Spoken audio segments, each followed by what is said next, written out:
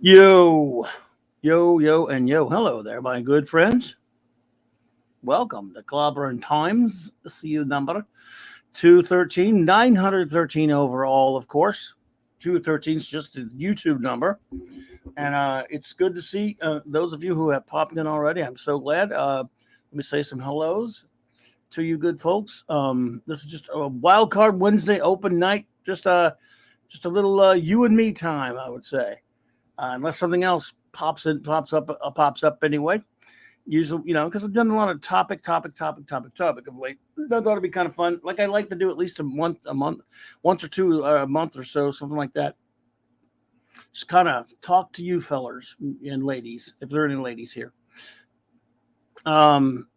J-Man buddy, if J-Man probably had to leave, he says, but he just dropped in for a hello. Well, J-Man, brother, if you're hearing this or not, either way, good to see you, and I'm looking forward to it, everyone, by the way. That's, I believe, 7:30 p.m.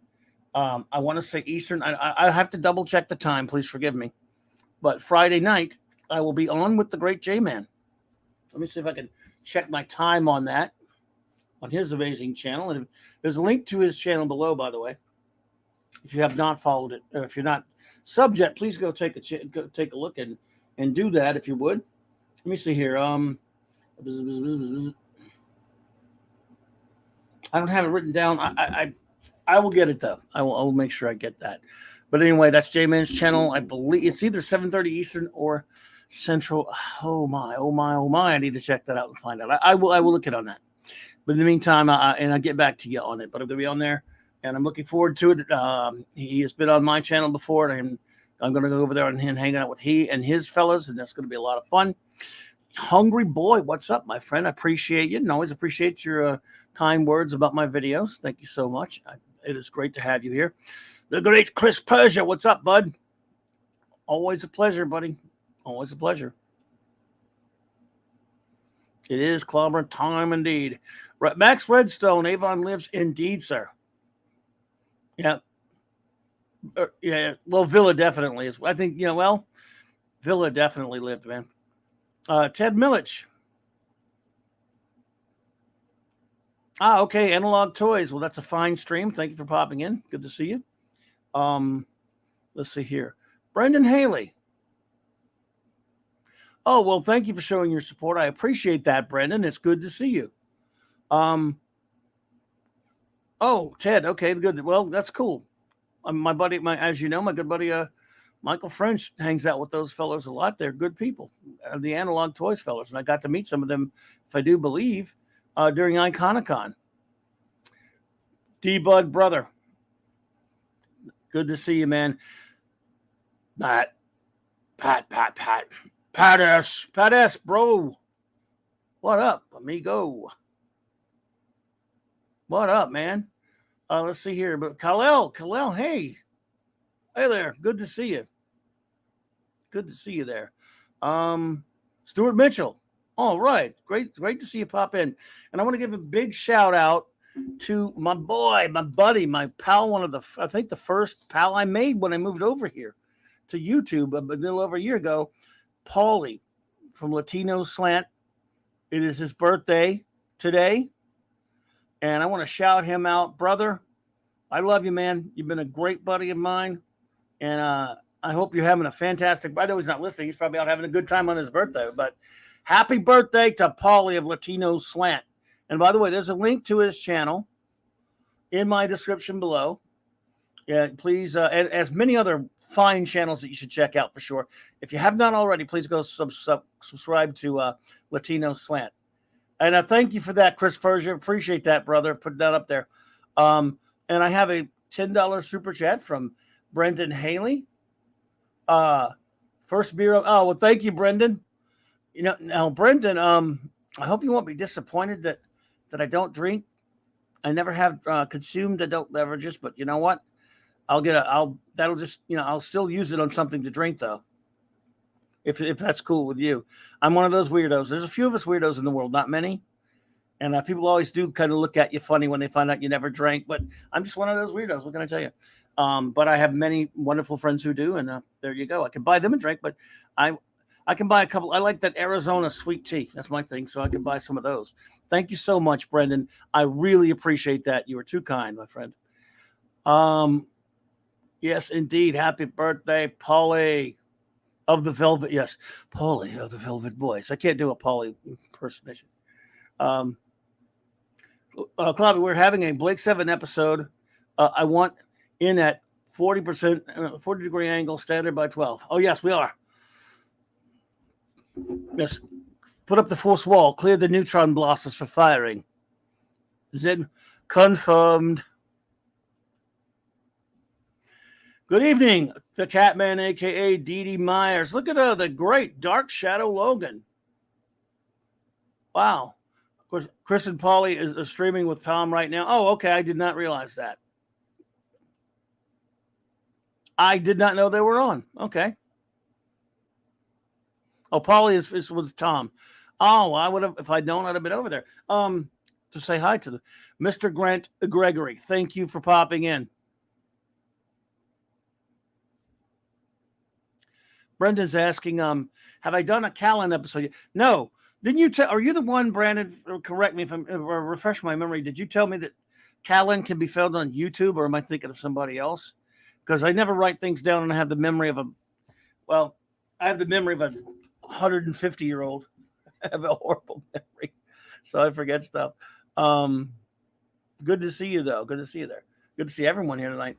I want to thank everyone. I got my new video out, Spinner Rack of Time, the Clobby's Comics Corner time machine, Spinner Rack Time Machine. That is September 1971, week 4. That is out, and appreciate those who watched that. Callan is on YouTube. I believe that was probably you telling me that before, Brendan. I think so, anyway. Let's see. Take that back. It is a premiere on Paulie's channel. They're not live. Oh, okay. Because, yeah, I wrench for them when I can. But I've been gone till just now. Oh, I got you. Max Redstone with the $2 super chat. Thank you so much, Max. I appreciate you, buddy. And we always really enjoy seeing you on the Saturday Night Star Trek. And everyone who does join us for that, we really appreciate that. We have a great time on Saturday nights. Okay, no drinks? Then have a beignet and some beads. There you go. I guess I could throw the beads out on Bourbon Street and just have a beignet. We love us some beignets, that's for sure. Thank you, Max. I appreciate that. Show notes, of course. But as always, Saturday Night Star Trek. We're going to finish up with the last 2 episodes of season 2 of Star Trek: The Next Generation. And since we usually do 4 episodes, for those who don't know, of course, you all know, but I'm just saying for those who may not, Raquel, my wonderful first officer, and I, Raquel, we're reviewing all of Real Star Trek, 735 Club, as she calls it, 66 through 2005, only Real Trek, all the series and movies between that span. And we are doing 4 episodes per night, usually anyway, and on each Saturday night, 9 p.m. Central Standard Time. And we are going to finish up the 2nd season this coming Saturday.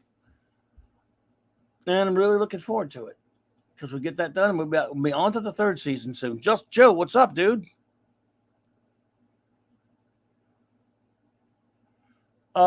Good evening, everyone, says Just Joe. Jobber buddy. Sorry I missed out on the last of the Star Trek Saturday night show. The Emissary was one of my favorite eps.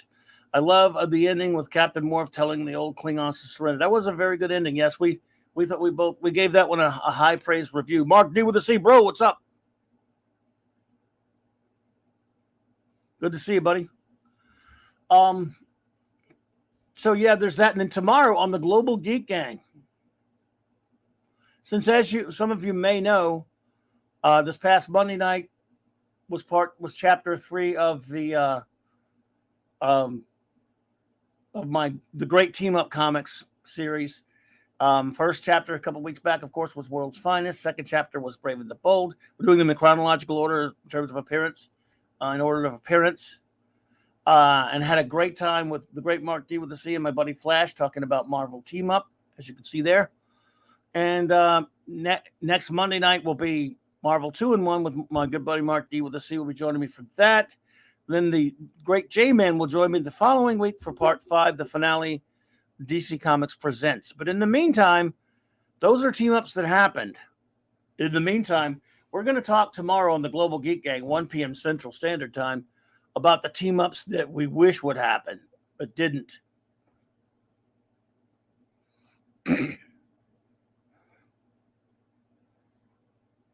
And the dream team ups, if you will. And we're gonna just kind of mess around with this a little bit and say, hey, name a team up you wish would happen that would be a crossover of company crossover or something like that, or a weird one. And so we're gonna just have a little fun, light fun, just looking at that a little bit.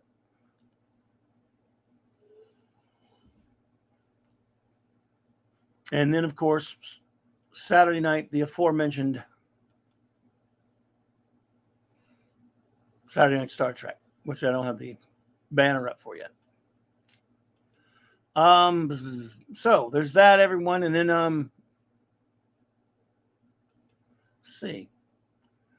Again, I have the new video up, Clobby's Comics Corner, September week 4. This is tentative. I think I will start actually next Wednesday. I'm not sure if I'm going to do it next Wednesday or a week from. No, I can't do it that next. I keep forgetting I can't do it that next Monday. So next Wednesday, I'm going to do the September wrap up of September 1971. Just a little stream wrapping up what we did on Clobby's Comics Corner, Spin a Rack of Time. And again, I appreciate those who watched the video today. Thank you so much. So there you go. Shades of. I can't spoil it. I'm so tempted, right, Max, to talk about Shades of Grey right now, but I can't spoiler it. I got to keep my opinions. I have to keep my opinions quiet until Saturday night, buddy.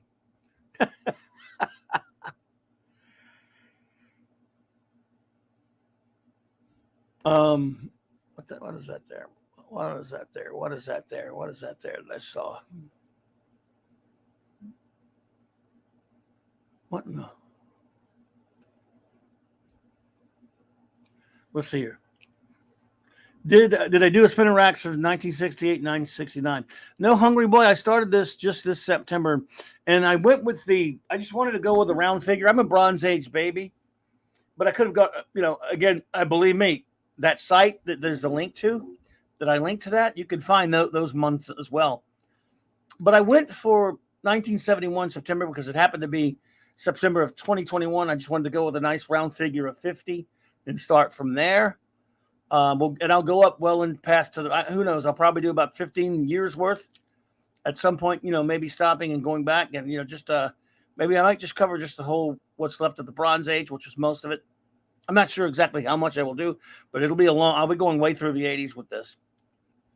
But I did not do 68 and 69 for that reason. I just needed a round figure.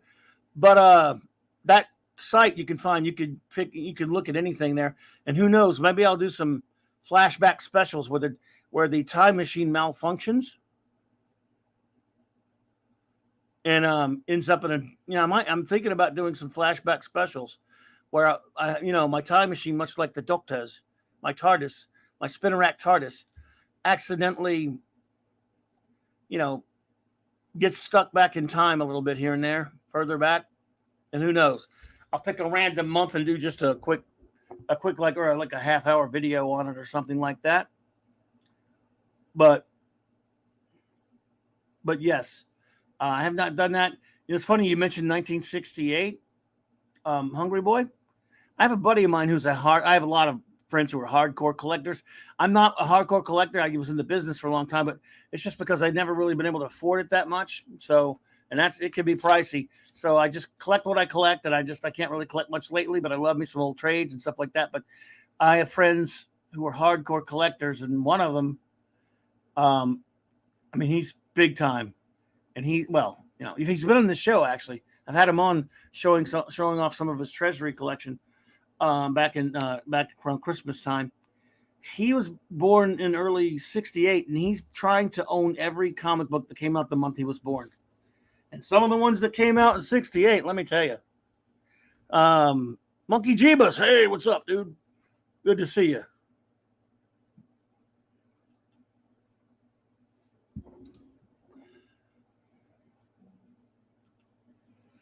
Yeah, the Clobby spinning rack only gets 1.21 gigawatts. Actually, it runs on the Eye of Harmony and the TARDIS. Little Doctor Who there. Yes. I just love yeah, we'll do other things about comics, though. Steranko and Adams stuff and Colin stuff. A Silver Age addict. Well, again, I am a silver. Look, to me, I have to say, in my opinion, the best time for comic book art, in my opinion, is the Silver Age. It's just that I was born in the Silver Age, true, but by the time I was old enough to go buy comic books, it was the Bronze Age, so I have a soft spot in my heart. There were a lot of great stories and things done in the Bronze Age as well, but I mean, even though I love that Bronze Age and I'm maybe a little partial to it, I will fully admit the Silver Age is the greatest time of comics. I mean, it really, it's incomparable, in my opinion.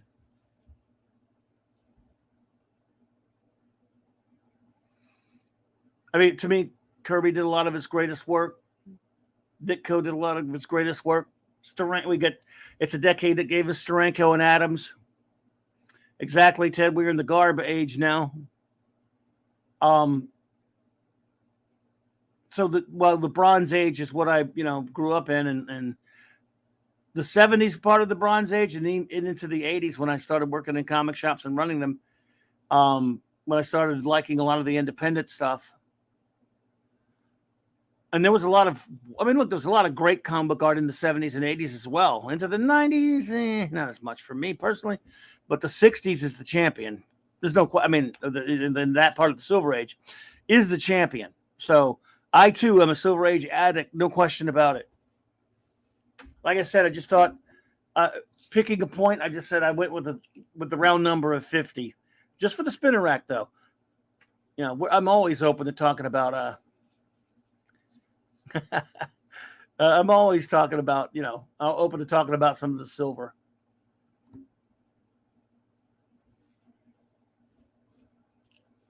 Oh yeah, Hunger Boy. And there's the other night, if you saw when we were talking about Marvel 2-in-1, how Flash and I were talking about how much we loved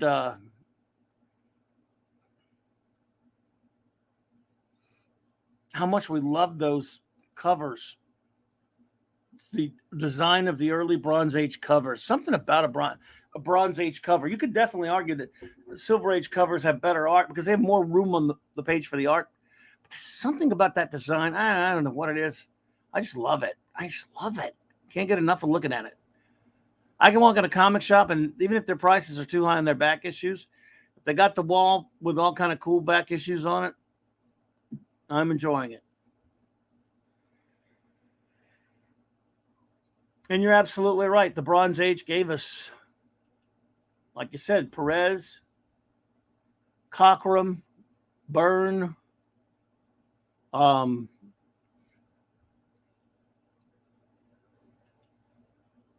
it gave us, so who was somebody? Well, gave you, a lot of people are big fans of Michael Golden. I got him. He's not my favorite, but I like him. He gave him Michael Golden, gave us Walter Simonson. It gave us Miller, if you're a Miller fan. It gave us Starlin. Now, Kane was around before that, but yeah, those Gil Kane covers, and they were amazing. And that's something that's coming soon.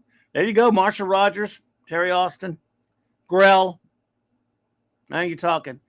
Hungry Boy, it gave us so much. But soon, when you talk about just covers in general, regardless of era, fairly soon I'm going to do something along the lines of talking about the great cover artists. As I've Athena Fowler, sorry, I'm looking at the screen. I'm sorry about that, Athena. Athena, thank you for popping in. It is great to see you. Follower. I trip on that one sometimes, and I do apologize, Athena. It's lovely to see you here. About a year or so ago now, give or take, a great buddy, Mark C., whom my Monday night show, comic show, will forever be named after, and myself, we did our top 25 all-time favorite covers, comic book covers. And that, for me, and we both talked about it a little bit, you talk about brutal picking your top 25, and always you second guess yourself and go, oh, how did I leave that one off? How did I leave that one off? How did I leave that one off? How did I leave that one off, you know?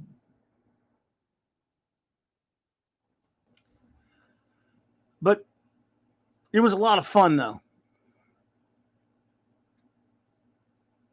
We did our top 25 favorite comic book artists also. And you know, the thing about that is once you've done it, you go, man, wow, this is something that happens to me. Just a little something about, I mean, I've been doing this for 12 years, but one of the things, well, over 12 years now, one of the things that always gets me is when I plan a show that I'm really, really excited about doing, and especially when I'm mouth off about it for weeks before it comes out or whatever, that I do it, because you got to, prep it and everything.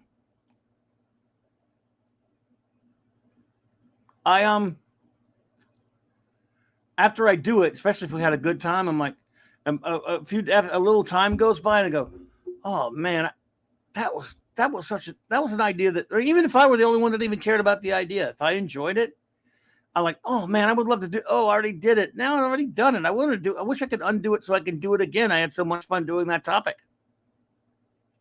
If you see where I'm coming from, it's goofy, but it's just some of us are, I guess. Kal-El says, I'm a little too young for the Bronze Age of comics, child of the 80s, but I have read many gold, silver, and Bronze Age Batman stories thanks to the greatest Batman stories ever told collection. Yes, I remember that. I have that one. For me, as an old timer, my first connection to like the past was when I was very, very young. Maybe 7, 8, 9 years old or whatever.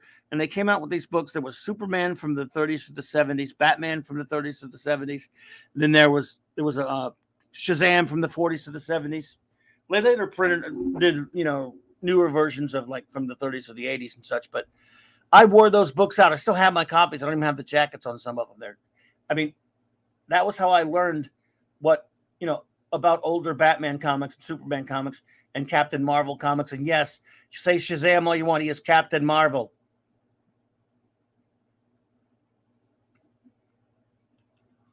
Hunger says, I couldn't choose top 25.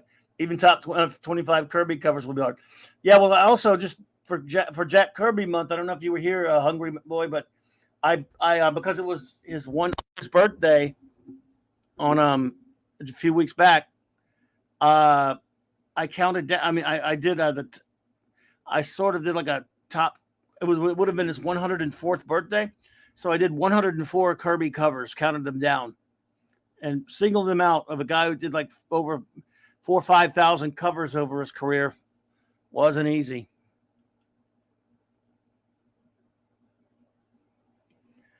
Yep. I mean, Ditko covers, Kane covers. It's just crazy. I see. There you go, Athena. Yeah, a lot of people, Athena did jump on around that time.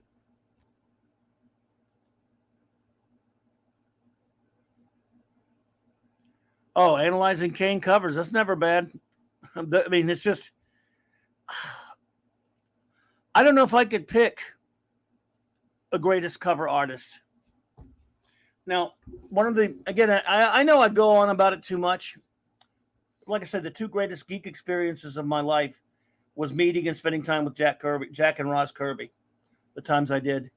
And yeah, I know I mention it all the time. I can't help it, but it's just, they were fantastic.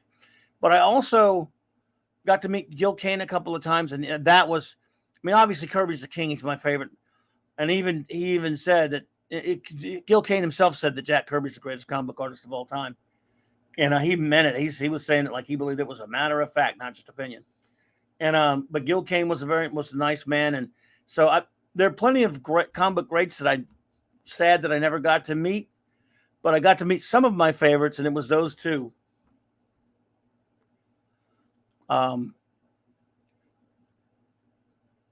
Oh, Hungry Boy, thank you. I am flattered and honored that you liked it. I hope you enjoyed it. I'm glad you did. I had a good time doing that with the wonderful Purple Valkyrie. She's amazing.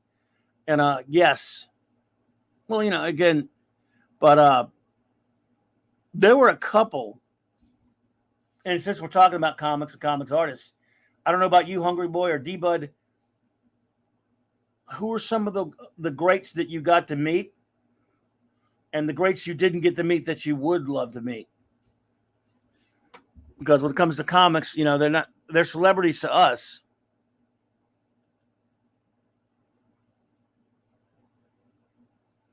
Yes, Jack and Ross were just amazing.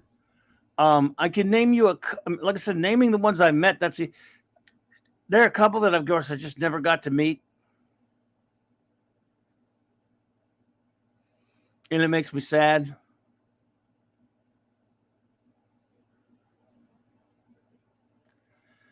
I never got to meet Kurt Swan.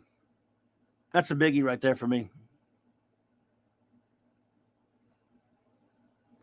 I would love to have met the great Kurt Swan. Got to meet Murphy Anderson once. His great inker, Swanderson. I've seen Adams a few times, of course. Adams is all over the place. Who else? I would like to have met Barry Windsor Smith, and he's still around at least. And Walt Simonson, I can't think of, I don't know if I've met Simonson. I don't. Met George Perez a couple of times, which is cool. Met Bernie Wrightson, the late, great Bernie Wrightson.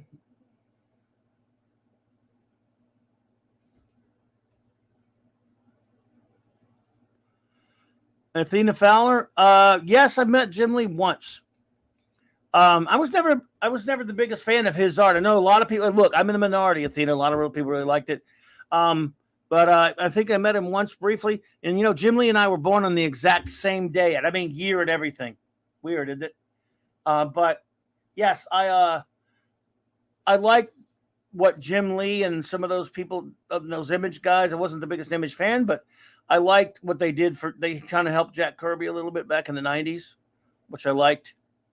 Hungry Boy says, wanted to meet Kirby, Adams, Steranko. Oh, I've met Steranko. I've met Eisner, but I got to meet Wrightson. There you go, on a panel. I don't know if there you got to meet Lynn Wein. That's cool. I don't know if I met Lynn Wein. I don't think I did, but Wein and Wrightson, you got your Swamp Thing guys there. Got to hang out with Bernie for about 2 hours along with some other freelancers. That's fantastic. Bernie Wrightson was a nice man. And, of course, a brilliant artist. Brilliant artist. Let's see who got to meet Nick Cardy briefly, though. So again, I draw a blank on some. Usually, of course, I've got to meet Mike Grell a couple of times. He's actually, we have a mutual friend, and he's done signings at a buddy's comic shop in Mississippi a couple of times, and so that's pretty cool. It was good. It was good to meet him. Let's try to think. Met Miller. Met Joe Kubert. Met Harvey Kurtzman. Met Bern Hogarth. Back in the 80s and 90s, we were going to a lot of cons.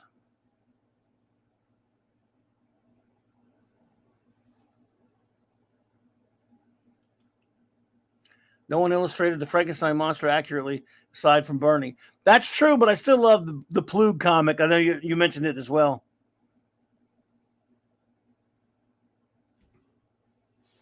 Met Michael Golden, Pat Broderick. Met who's some of the?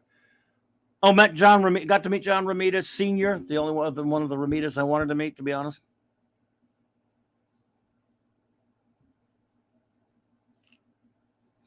Got to meet and hang out with Julius Schwartz a couple of times, the great Julius Schwartz.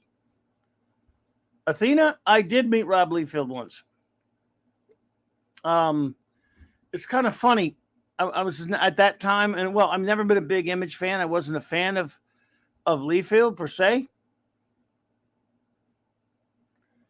But I was wearing, this was 94 Dallas Fantasy Fair, and I was wearing a shirt that my friend Claude airbrushed for me that had a bunch of, he did the top 10 reasons DC Comics sucks or some kind of thing like that. I was mad at DC big time at that point. I hated Zero Hour. I called it Xerox Hour. And I was walking into the elevator at the hotel, and he walked up behind me, and he started reading the shirt and laughing and stuff. And he was being nice to me. Janet from another planet, what's up? Lovely lady, good to see you.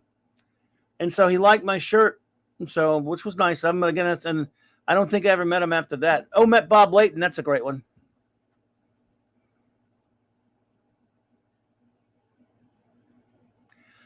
What creator? You know which creator I wanted to clobber at a convention, Mark D. That Weasel Chaikin. Ugh. I had the chance.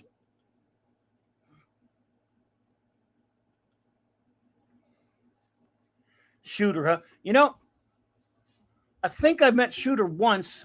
Unfortunately, I met Mark Wade once. Well, at the time, I liked him, though, but to be fair, but yeah. I think, you know what? Hey, Brightest Day, what's up, buddy?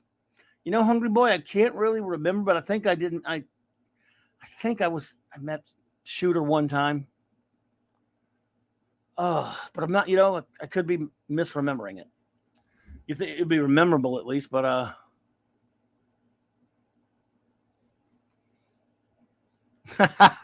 Hungry Boy.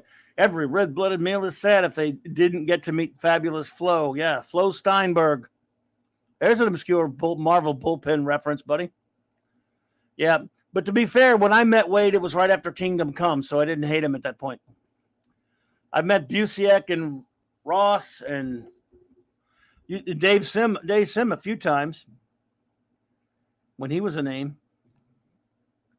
I've met far more comics professionals than I have actual real celebrities, which doesn't matter. I don't really care about celebrities that much.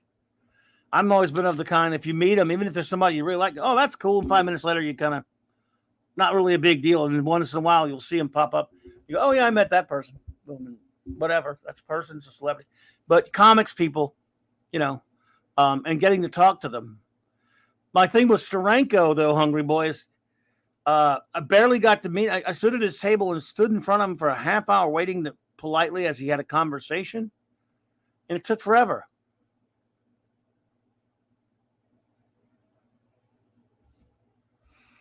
Hungry Boy. Dave Sim will always be a name to the Whisper Network. Wow. Yeah, well, if Dave Sim could not last 5 minutes today, he would be canceled like 5 times over. Dave Sim would be the most back then. He almost got canceled back then, and so would Shooter, and so would Byrne, by the way. And yes, I met Byrne. Wow, you kidding me? Oh my goodness, those guys could not make it today.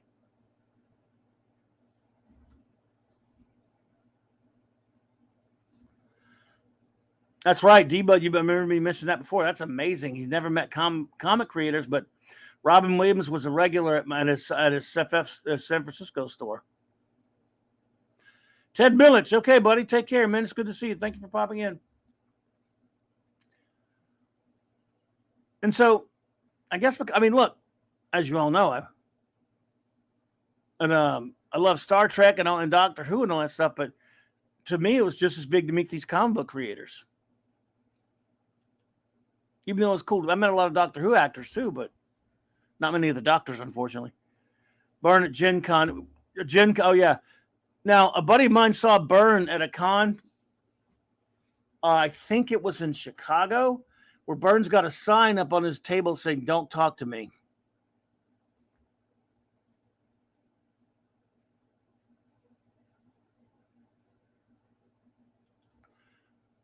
Wow. Once met Peter Tomasi at Florida SuperCon, and he was nice enough to sign my Superman Rebirth one-shot comic for $1. Nice guy. Well, there you go. You know, I like Peter Tomasi's work. I liked some of his Valiant work back in the 90s. And I like some of his what's it, Green Lantern Corps? Did he write some Green Lantern Corps for a while in the 2000s? If I'm remembering that correctly. And he's a good writer. Too good for DC right now. Yeah, so, weird. But yeah, I mean, these are the people that make the comics. Like I said, there's some of them.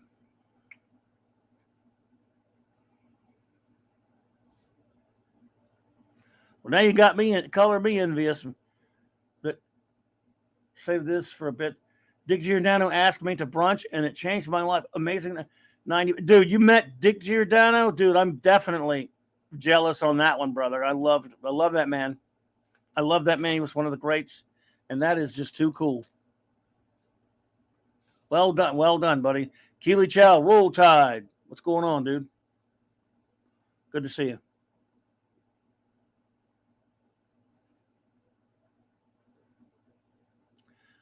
Yep. I always wanted to meet Paul Levitz. I guess it's because I love his Legion so much. Met Marv Wolfman once.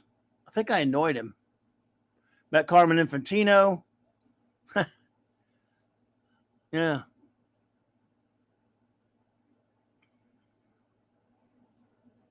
Those are the ones that kind of stand out for me more than like normal other celebrities, just meeting the comic people. Because and you get to talk to them about certain things.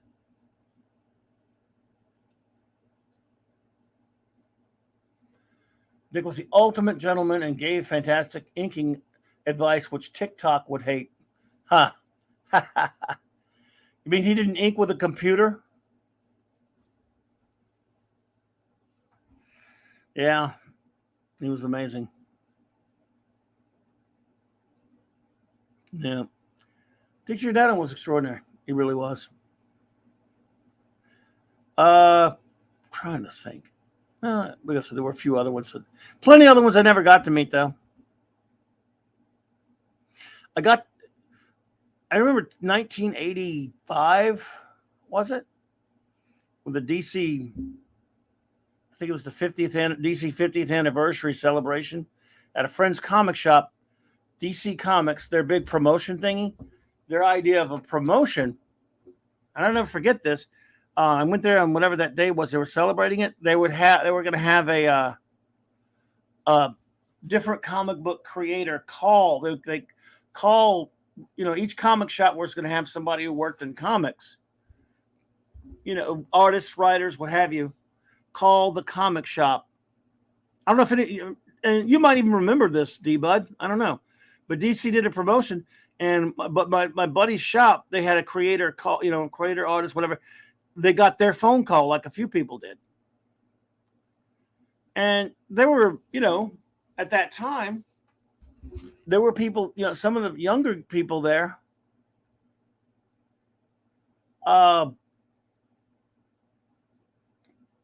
didn't know who the artists who called us. And again, obviously, there were enough comic shops, I guess, where it spread them fairly thin. Well, we got Murphy Anderson. And that got me and maybe like one or two other people really excited.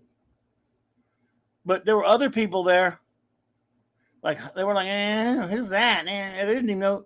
They don't know why we were excited. Like, and of course, this is before I got to meet Murphy Anderson, I think. Yeah, I think it was.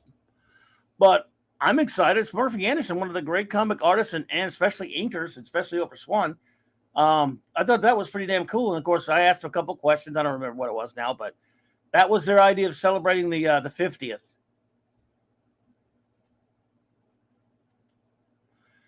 Met Jeanette Kahn. She was dignified, no ego, despite her success. Don't tell me. I hope you don't tell me you met Vince Coletta. Stories I could tell. But, Jeanette Kahn, I'm mixed on that.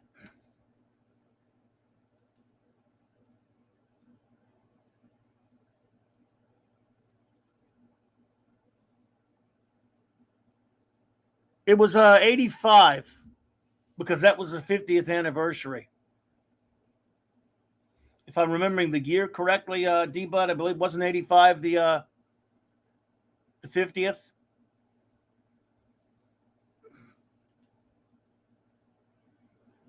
Yeah, Murphy. Well, again, I got to meet him a couple years later in Florida. He was at MegaCon in Florida one year, or I think Nick Cardy was at MegaCon. I think Murphy Anderson came down to New Orleans for Big Easy Con, if I remember right. Got to get them all confused now. But D-Bud, pretty sure the 50th anniversary was 85. Matthew Pounder, what's up, dude? Yeah, I agree. The best Hawkman artist outside of Kubert. There's absolutely no question about that. Good to see you, Kogi Pan. Hey there. Oh, D-Bud, I thought you said you had a store in 73. Or you just mean you shopped at a store in 73?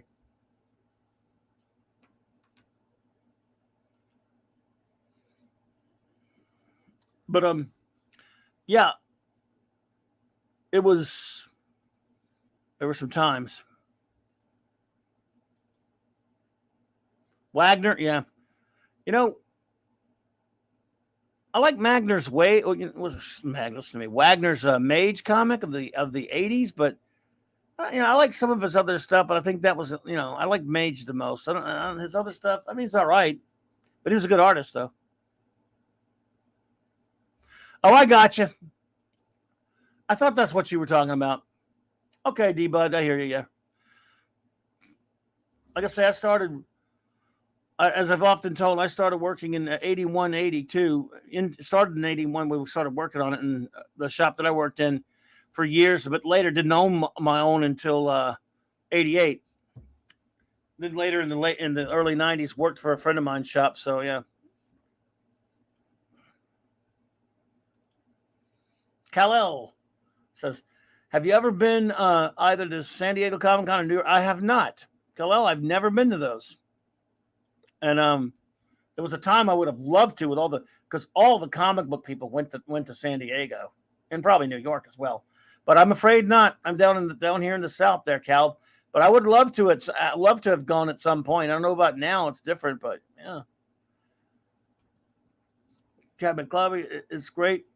How much you remember? I can only imagine some of the tales you could talk about. Would love to hear them from the beginning. Oh, like I say, I've got bits and pieces of them. Thank you, Catman. I appreciate you so much. I remember some of those little adventures, but let's see. There's no topic, so you can't be off topic, Athena. So anything anybody wants to say that I can catch, because I'm just kind of hanging out with you guys tonight. Athena follower says, a tiny bit off topic. I've watched some Justice League Unlimited. Good. Last night on YouTube. Is it on YouTube? Really? Wow. I saw an episode from season 2 when they finally introduced Hawkman, but they butchered the origin story. Yes, Athena, I love that show, but I don't like the way they handled Hawkman. It really aggravated me. I am absolutely with you. I love Dwayne McDuffie. Loved it. I think he was brilliant. I fundamentally disagree with how they handled. I know it sounds like Mark Hamill now with what they did to Luke Skywalker. It's not quite that bad. But yes, I totally agree with you. What they did to Hawkman's origin was asinine. They made him a nut job stalker, and I love the show, but I've never forgiven the show for that. Mark David the C is a ticket for NYCC, but most of the main companies have pulled out already. Yeah, maybe it's gonna be slim pickings. DC never came out and said what Hawkman's true origin is. Hawkman has about 6 different origins. Yes, I think a lot of the confusing origins with Hawkman really got convoluted with that Hawk World by Tim Truman thing. Isn't that the one that started getting everything's really kind of wonky and nutty? I like Tim Truman, but it was just, I don't know. They kept changing and screwing around with its freaking origin so much. I didn't like the sunken Titanic ocean liner San Diego Convention Center versus the hotel SDCC used to be at. Let's see here. Come to San Diego, Clobberin times. Kneel before Zod. I would like to. Yeah, they really screwed up Hawkman. I missed Nick's show last night because they were playing my favorite TOS episode on TV last night, The Doomsday Machine. Well, that's a fine choice for favorite because it's a fantastic episode. It's in my top 5. Yes, Matthew, they probably rebooted him like 10 billion times. Clobberin, did you ever get to meet the lovely Uhlenbrocks, who created WonderCon in Oakland? No, I don't know who that is. I must have been. I've never been out. I haven't really been out to California since I was a child, very young in the 70s. We went on a trip to Disneyland out there. But aside from that, I have never been out there, and I've always wanted to go. So, Hungry Boy, I'm afraid I have not. And I don't know who that is.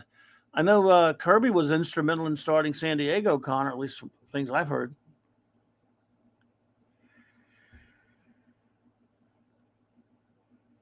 But yeah, that's what you get when you get 50 friggin' people retconning stuff all the time and changing origins and shit like that. Matt, can we talk about Airwolf or Knight Rider for a bit? We can, but I must admit to a bit of a deficiency there, Max Redstone, in the sense that I've watched them both, but not for a long time. But if you got anything to throw out there, be my guest. Parrot Head, I am slacking. Parrot Head, everyone who knows me knows I'm a slacker.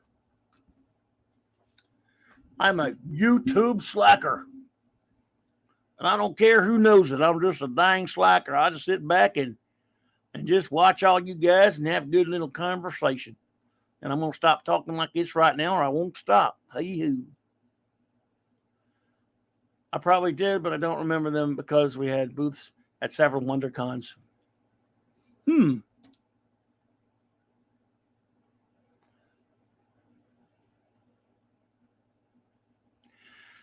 know, on the topic of cons, and again, Max, if you got something to throw out there about Airwolf or Knight Rider, be my guest, pal.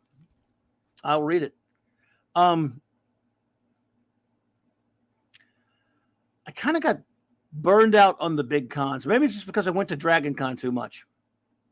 See, that's probably the biggest con I've been to is probably Dragon Con. I've been to MegaCon a number of times in Orlando way back when. Dallas Fantasy Fair a good bit in the old days. But down here, cons are pretty small. Not as small now as they used to. But then they started bringing this big commercial crappy con, Wizard Con, in New Orleans for a while, which I think it's sold out to Fan Expo now.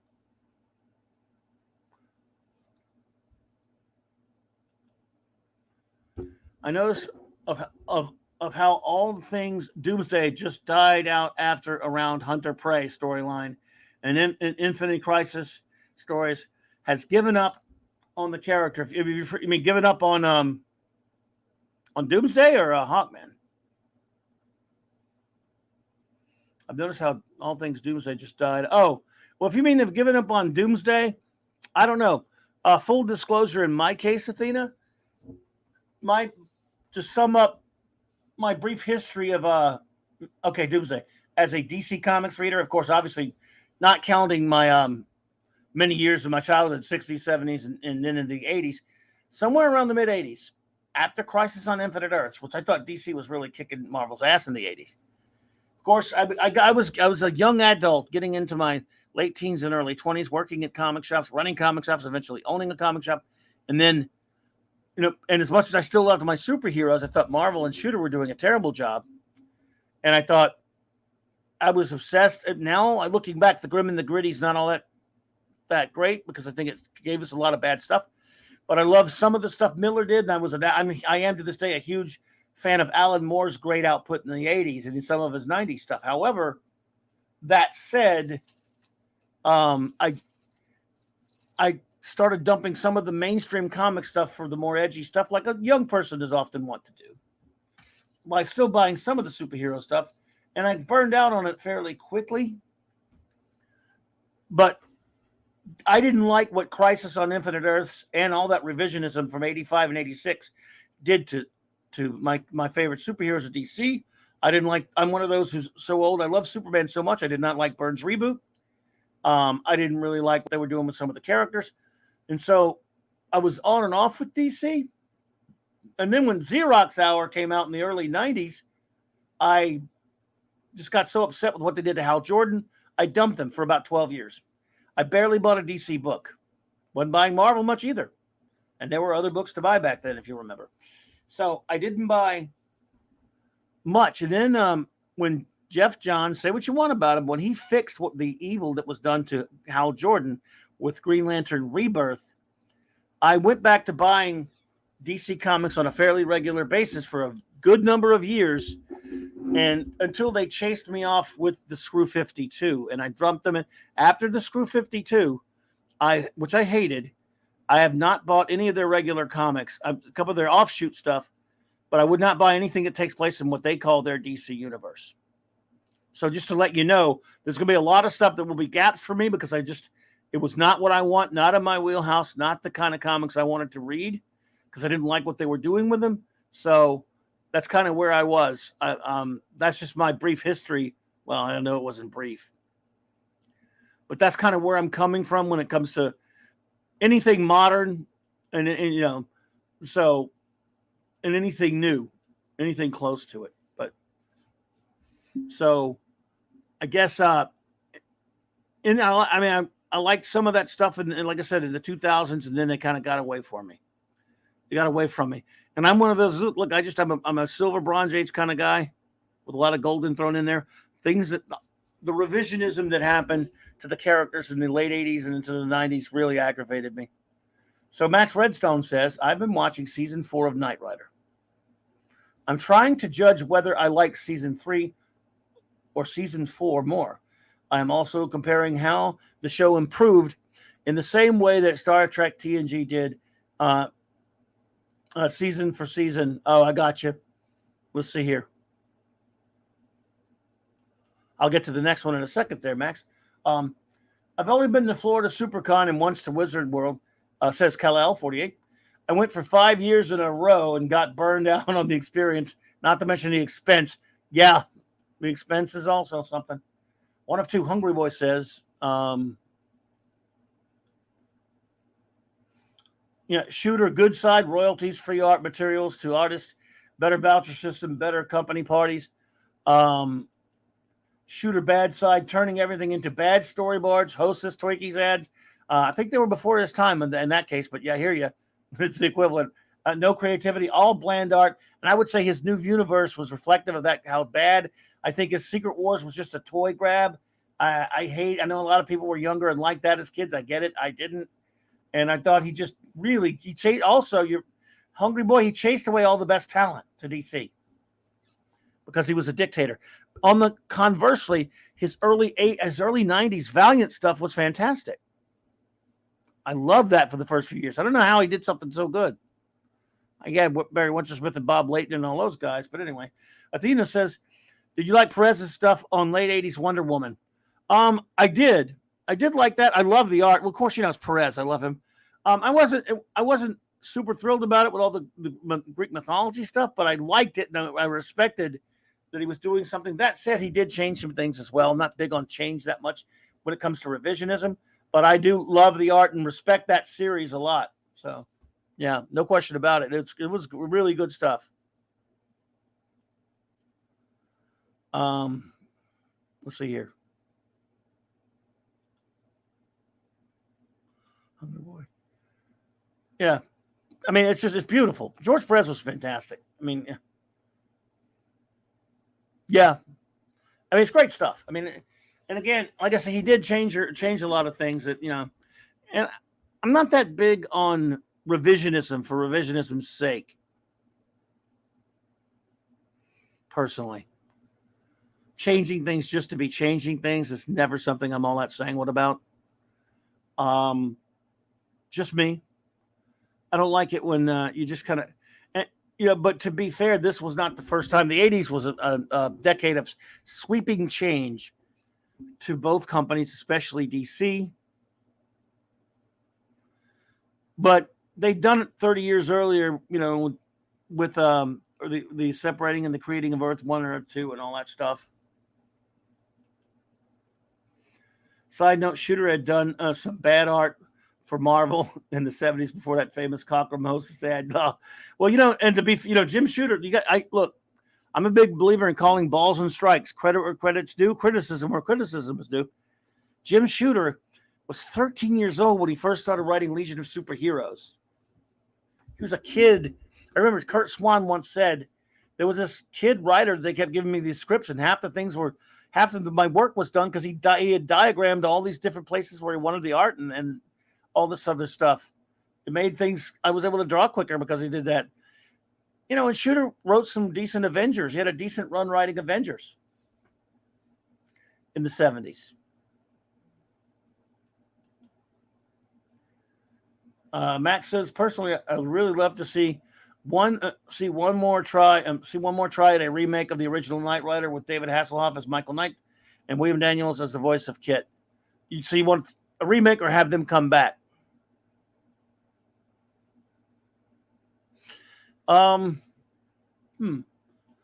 So would that constitute a remake or just a revival if they came back?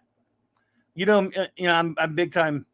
I'm definitely bigoted against remakes and shit 99% of the time. So, but if you're a big fan of that show and you don't mind it, then there you go.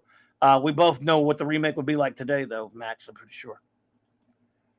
You're not alone. You're not the only one. I didn't like it.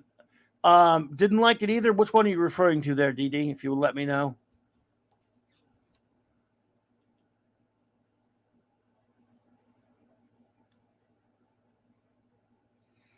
Well, yeah, Shooter chased away. Was it? I mean, is it his?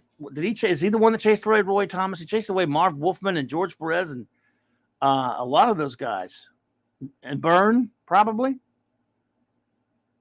If you're a Byrne guy, now I'm a lot of people who don't know that I have my issues with Byrne big time. But I mean, he's done some great stuff. You said it, Hungry Boy.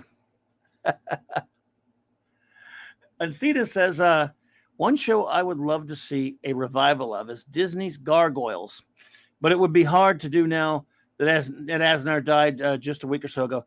Yeah, and the thing is, Athena, that's a very well-loved show. I haven't got to see it. I didn't get to see it that much, but I respect it because so many people really love it. So it's been a long time since I've ever got to see much of it. The thing is, a revival in times where it wouldn't be ruined, I'd be with you. But now I've lost the ability to, and that's something I used to be able to say too. I'd be like, I wish they would bring this back, or I would like to see a movie or a movie of this comic or that comic, or a show of this comic or that comic or that book or this book. Now I don't want them touching anything. I really don't. He did chase away Gene Colan. Gene F. Colan, indeed. And, we got Colan on Batman and Wonder Woman and Nathaniel Dusk and Night Force. Oh, yeah, rewrites and reboots. Yeah, I can't stand them. I mean, reboots make me sick. 99% of the time, put to you like this, you can chop off one of my hands and I'll have plenty of fingers left to count to you how many remakes or reboots that I actually have any respect for or even like. They did it in the 90s as Knight Rider 2000. Yes, remember Jimmy Doohan made an appearance in that, Max? I guess it would be a revival twice over. But yeah, Knight Rider 2021 would be all woke, all soy, no crashing through anything. That's a property destruction. And Michael Knight would be Michelle Knight, or just female in general for sure.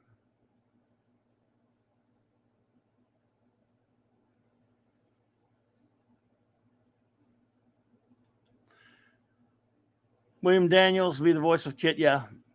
Just like Kevin Conroy will be the voice of Batman and Bruce Wayne. Yes. I'd like to see a comic miniseries of Gargoyles drawn by Kelly Jones, Clobberin. Interesting. You mentioned Kelly Jones. I have a buddy of mine that really hates Kelly Jones because he's such a, because as we both know, he's really kind of ripping Wrightson. But there are a lot of rip artists. But I think that probably would look pretty good. I'm not saying I hate him. I'm just saying I got a buddy of mine that can't stand Kelly Jones because of that. And it's not as good as Wrightson, of course, but what is.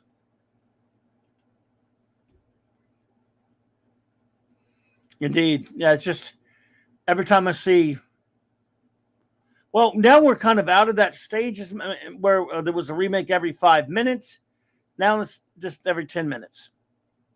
So, ugh. Knight Rider 2021, Michael and Kit crashes through a concrete wall, and for the next 4 episodes, they deal with all of the property damage, injuries, insurance premiums, lawsuits, and bad press. And you forgot they'll deal with their fees too. Yes, Max, that's true, but they'll also deal with how it hurts someone's feelings. And, of course, crashing through things is racist, and insurance is racist, and premiums is sexist and bigoted, and it's all racistophobic and all that stuff. Yeah, isties. Darkseid Loden says Gargoyles was never fully given a full run. Unfortunately, most of the voice cast was, yes, true, they were ST&G, Bridge Crew, and they are all SJWs.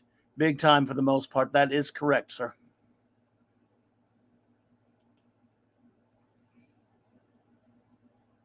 Is Kelly Jones even doing anything anymore there, Hungry Boy?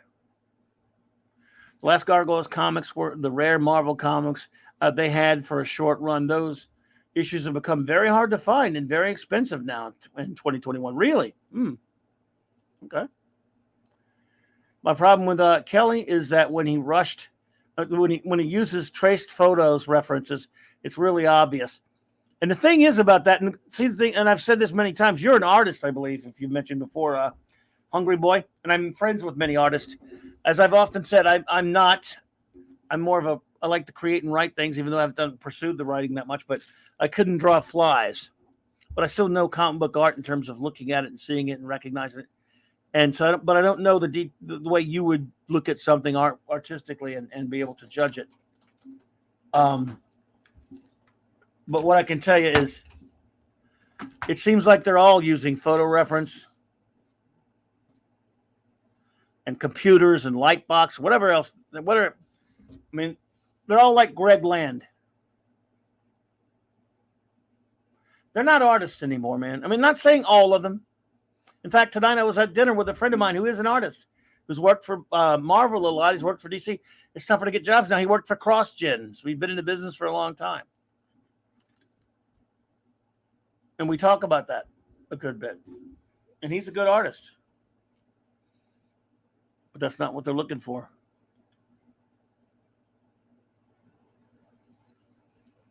Ex-freelancer, and I'll share a clip. Oh, cool. If you could find me on I have a link to my email in the description below. Hungry Boy, if you want to send it to there. If you find me on Twitter and follow me on Twitter, follow each other on the old Twitster. That could work either way. And if you have a channel, let me know. Yeah. I think it is not much, but at least it is something anyways. Target has a brand new Gargoyles board game that just came out a few months ago for $30. Well, there you go. Because I know there were a lot of Gargoyles fans out there. Oh, yes. Kit gets programmed to lecture Michael on his toxic masculinity and misogyny. Kit, sorry, Michael. I'm out of gas thanks to the Green New Deal, and get out and push. Actually, I think Kit would be for the Green New Deal, wouldn't he? Don't mention Greg Land. I know it. That's not a good thing to mention to a real artist.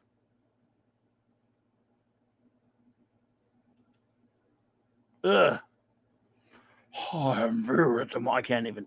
My voice will destroy it. So I'll just do an unlisted clip and send you the link via email. I gave up on Tweety in 2016, Facebook in 2013. Well, you know what? I can't say I blame you there. I have to use them for contact and things like that, but I cannot say I blame you at all, Hungry Boy. Good on you. Kit Turbo Boost. No. Kit Turbo Boost. No. I'm sorry, Michael. I can't. That would be a microaggression. And no, I can't do a Kit voice, but no, I tried. Yep. Yeah, buddy. Good times. Now you can't even ask. Now you don't want to even. Again, all those conversations, which were, a vital part of Geekness, was to go, oh man, that would be so cool if they did this movie or that movie based on this or that comic or this TV show. That's over.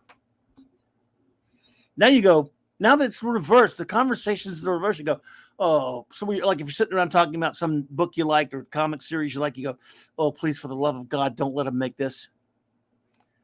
Don't. And if when you see it's announced, which is inevitable, you go, oh God, they're doing a fill in the blank. They're doing a movie about, oh God, no, please God. They're doing a TV show. No, don't. Just don't, please. Could you guys not do that?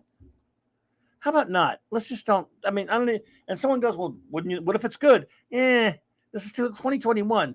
The odds are maybe, what, 100 to 1? I don't know. I'm not Spock. I can't really make up odds, but they're astronomical. The odds of getting a Royal Fizbin are astronomical. I have never computed them, Captain. Kit messing with Michael on the Comedy Central Hasselhoff roast was priceless. I didn't see that one. Pretty good.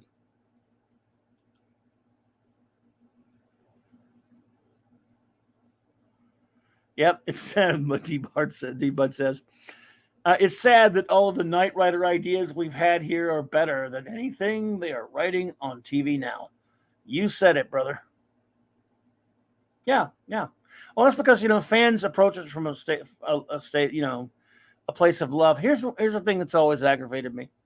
And I guess this is why it's not like I'm insensitive to all the horrible things that are happening to our pop culture things that so many of our wonderful friends like Doomcock, Gary, and all those guys talk about. I am. It's just that it's not new to me. I've been putting up with this crap, again, on a smaller level in some cases, sure. Not as big as what happened to Star Wars and Star Trek and Doctor Who, but still. Characters that I love in comics have been being ruined by jackasses that don't care about them. Not always for politics, just jerk-offs in general who don't care about them. Forever.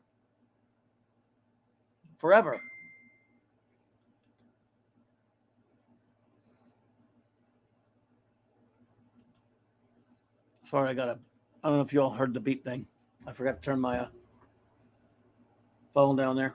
I thought I turned it down. Yeah. Oh well, sorry about that, folks.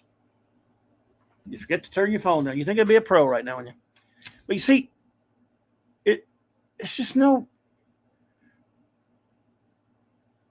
We have to face it that these characters that we love are owned by garbage corporations, and they hand them they're just hamburgers to these people, and they hand them off to people. And nine times out of 10, even when they say they're a fan, they're not. Because I'm sorry, I'm going to gatekeep you on you here. When you take a character or a property or an IP, whatever you want to call it, and you crap all over them, you screw around with their origin, and then you say, well, I'm a fan, but I think we should go this way with it. And you have something, a term I've used a lot, respect for what went before.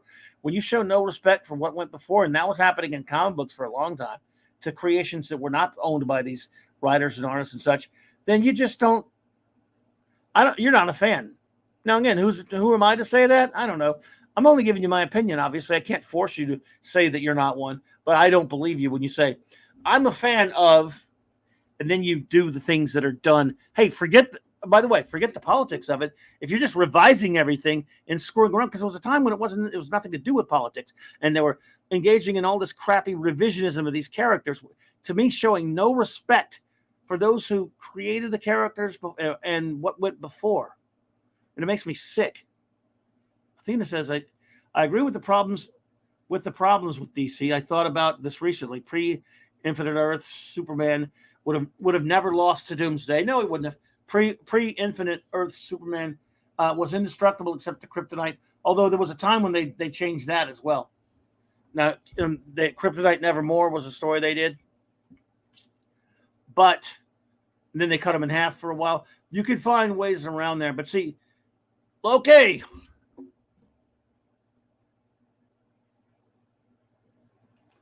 What? They're flipping Flash of sexuality, apparently. His mother always knew. What in the hell are you kidding me? D. Oberg, dude. Yeah, it's been a coon rage, boy. It's good to see you, man. Good to see you. But you're right about that thing with Doomsday. The pre-crisis Superman was, way too powerful for Doomsday. There's no question about it. I don't like that. In fact, I was telling my buddy, I was talking a little bit about, that with my buddy Loki, who the other night, about why I don't like that. I don't like that post-crisis Superman. So that's why the Doomsday story that he's a big fan of didn't do anything for me personally. But, and in fact, it wasn't really my Superman. But you're right about that, Athena. It wouldn't, he would be too powerful for that. So, but still, at that point, when that Doomsday story came out, I wasn't really, I wasn't really buying DC that much. As I told the story earlier about how I was out of buying DC at that point. Max Redstone, as a kid, I crushed hard on Bonnie Barstow. Of course, that was before I started watching Blake 7. Blake 7. Avon lives, buddy. I was okay with the attempted revival in 2008 until they turned Kit into a Transformer. I didn't see that one.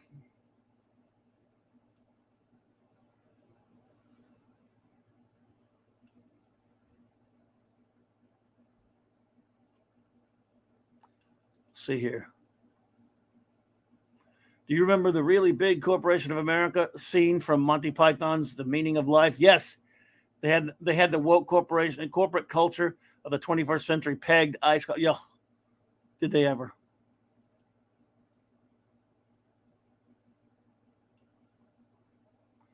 So is this breaking news or something there, Loke?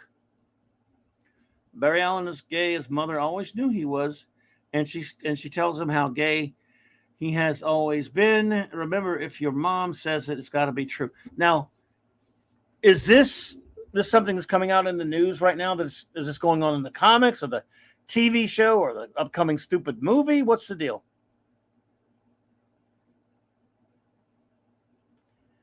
Hungry Boy, Blake 7, making guys decide. Well, look, Dana was cute, but there's no choice. Serverland is one of the sexiest creatures I've ever seen on television.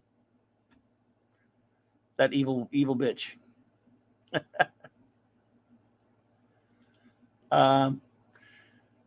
Athena, Mask of the Phantasm is an often movie. Probably the best Batman movie. That and Batman Sub-Zero. Well, interesting that you mentioned that, Athena, because last night, the great Stone Loki's channel, as a matter of fact, Loki and I reviewed Batman Mask of the Phantasm.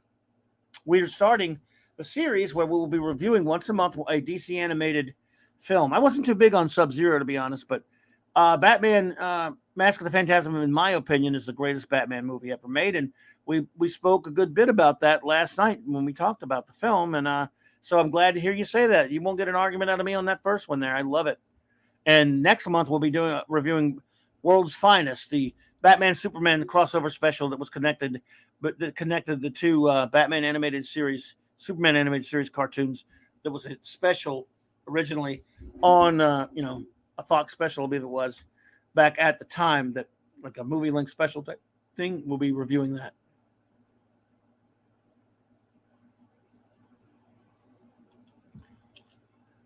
None of to this Barry Allen stuff, just no. Well, yeah, I mean, again, if they can do what they want in current comics, I don't care, but we'll see. This is in the multiverse movie coming out. Oh, okay. Coming out. Mm-hmm. When he gets to talk to his mom, when he tries to explain he is special, she apparently says she's always known he's gay. Oh, I gotcha. Sounds pretty dumb. Because Iris is, you know how much I hate and before, for those who don't know me, new people here, how much I hate all the Snyder trash. I hate Zack Snyder and all that hack Snyder. So, but even, they had Iris in the Snyder butt. So apparently this is just kind of some kind of silly joke. I'm surprised they're allowing that joke, to be honest. So someone's seen it already?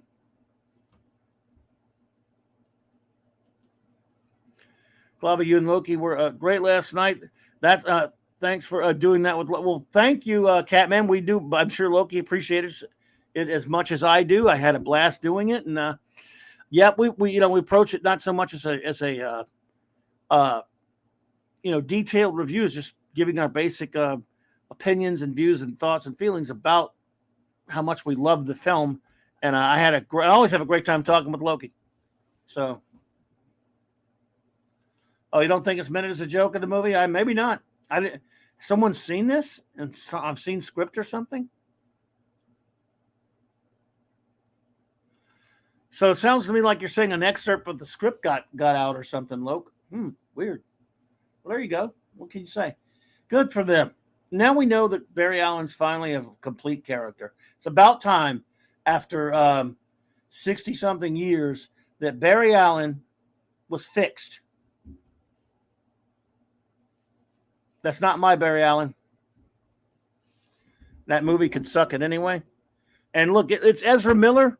So even if I didn't hate Hack Snyder anyway, Ezra Miller playing, it's just that's a deal breaker for me. Everyone's all excited about seeing Michael Keaton in this thing.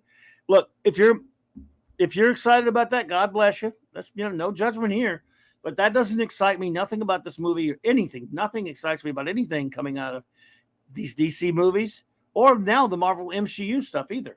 So, and I just don't care. And that's kind of the funny thing now when they come out and announce their latest character to be turned whatever, to be race swap, turn gay, whatever they do with it, gender swap. Don't get me wrong. It is a sign of some severe cultural rot. It's horrible. It's stupid. I don't disagree with that. But I just kind of shrug it off. Now, it doesn't mean anything to me because I'm not one of their customers anyway. That's not my version of the character they're doing. So they, like what they did, someone mentioned Bobby Drake earlier. That's not Iceman. So who cares? At this point, I laugh at it and I go about with my day because I'm not buying their garbage anyway. So what do I care what they put in their shitty comics?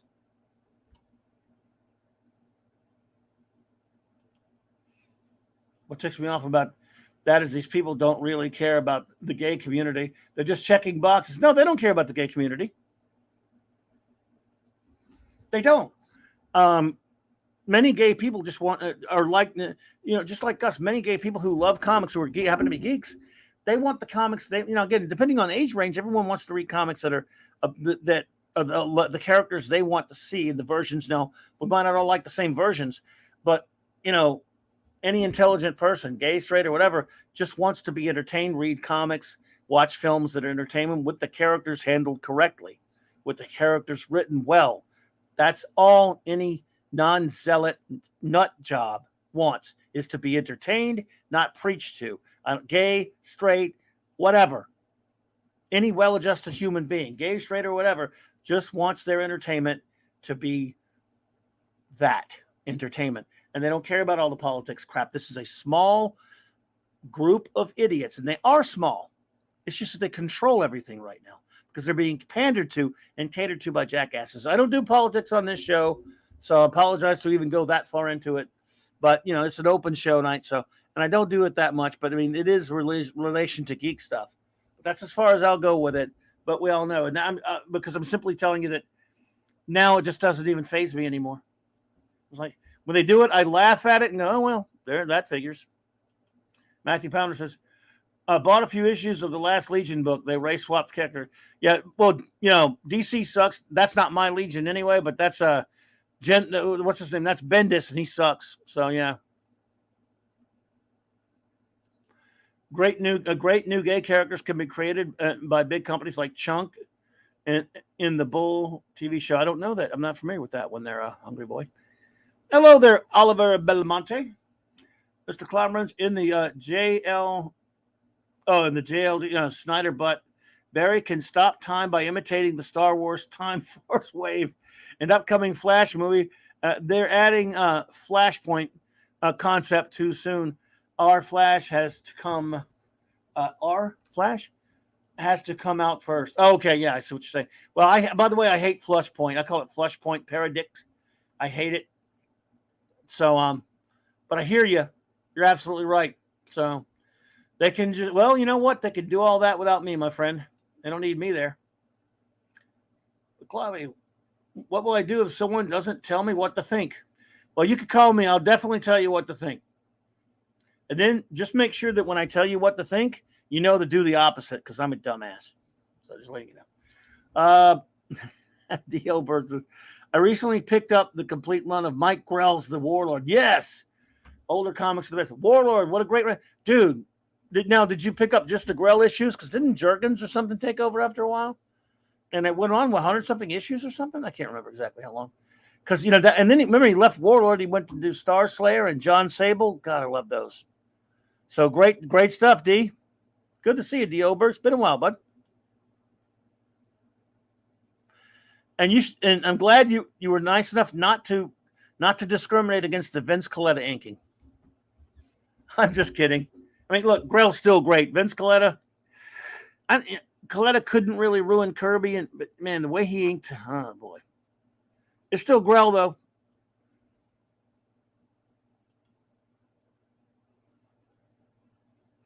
If someone tells you what to think, be like George Costanza and do the opposite. Yeah. I had every issue of Warlord from 1 to 55. Excellent, Hungry One. Great stuff. Oh, the whole run off of eBay. Well, that's cool. Nice. Grell was great. It's tough for me to pick a favorite Grell. Did I tell you? Oh, by the way, did I tell you how Grell? I don't want to say disappointed me because he's a nice guy, but have you ever? I'll just put it to you like this: those who may not know, who's new here, I'm a Legion of Superheroes freak. I love it, love it. For those, many of you know that here, but the ones that don't, and I love Grell's run on the Legion. And I remember when I got to meet him a few years ago, I asked him, and I love that he's honest. Look, he's a really nice guy. I love Mike Grell.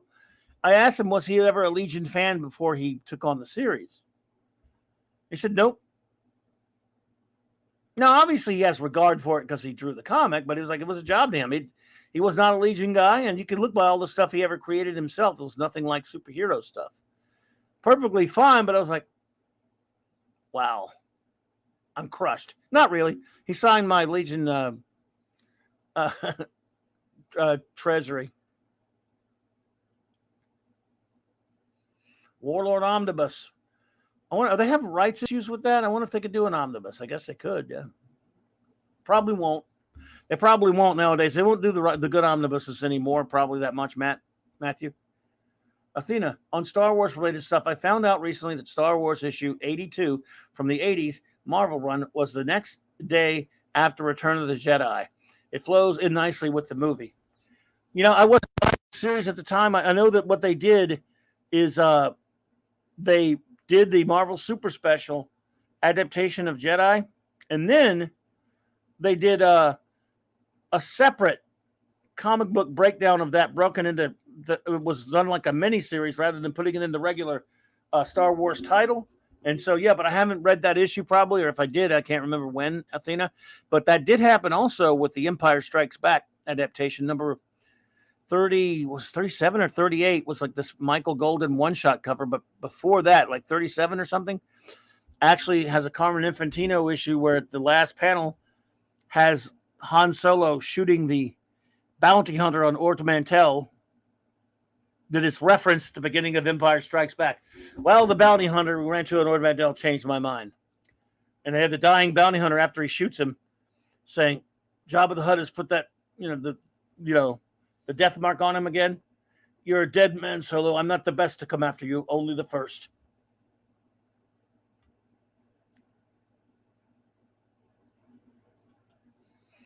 Yep, I love the Cockrum Legions too, man. Cockrum, Grell, just great stuff. Oh, so it was Fleischer. There you go. Fleischer, wasn't Dave Jurgens drawing the Fleischer run? I can't remember. Oh, yeah, look. The Cockrum costumes are way better, Hungry Boy. Grell, isn't Grell the one? Or I don't know if he's the one, but he said they put Cosmic Boy in that damn bustier. Grell told Claude Minimus that the Warlord Omnibus was a thing that may or may not happen. So there it is, the voice of confusion. Well, there you go. Matthew pounded it. There's hope.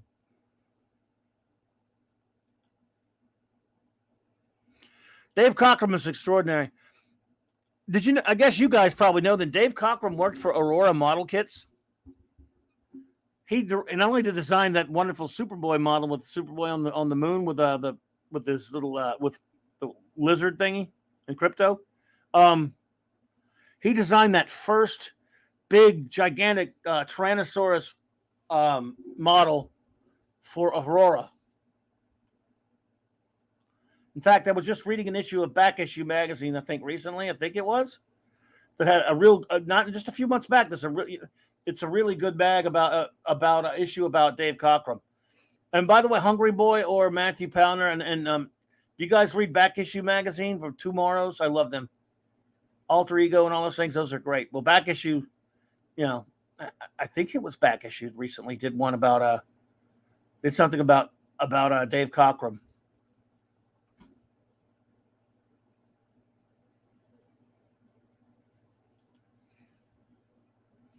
One of the things that did kind of bug me though was when Cockrum left X-Men, Byrne did it for a while, as you know, and then Cockrum came back.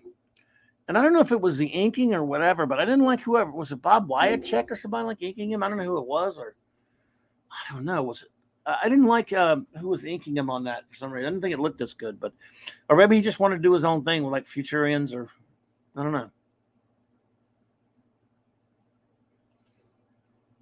Disney Marvel is certified by Rotten Tomatoes by.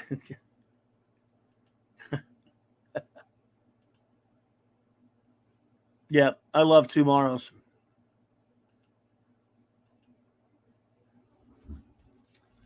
Athena says, I almost forgot about this, but Warlord was on Justice League Unlimited. That's right. He was. I think it was only one episode. They went to Scarterus. Supergirl, John Stewart, and Stripesy. I think it was just the three of them, if I'm remembering right. They had Travis Morgan in an episode of Justice League Unlimited. That was very cool.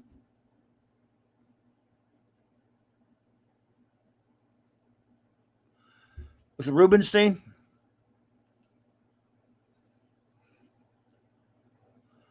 Yeah. Dave's hands were failing him. Yeah, I didn't think it looked as good when he went back. I mean, I love Dave Cockrum. But yeah, I just it's tough to pick favorite work by him. Obviously, other than Legion. Legion's my favorite. You know that. I mean, it's just, again, I'm very biased towards my wonderful Silver and Bronze Legion, folks. Nothing after 1989 counts as Legion to me, just about. Except with a couple of exceptions with that 3 years later, so the Lightning Saga and some of the 3 years later stuff. And some of the Paul Levitt stuff. Oh, was it Alter Ego? Thanks. I knew it was one of them. I also buy Alter Ego a lot, too. I have every issue of Back Issue. Boom. I have every issue of it. Alter Ego 163, March of 2020. Okay. There you go. I was just rereading that one, I guess, then.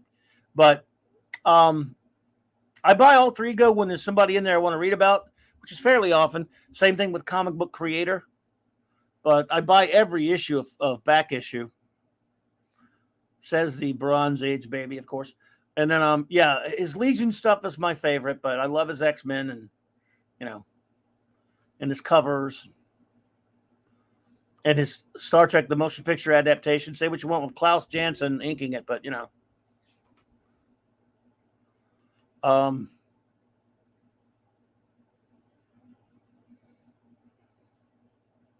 yeah, so.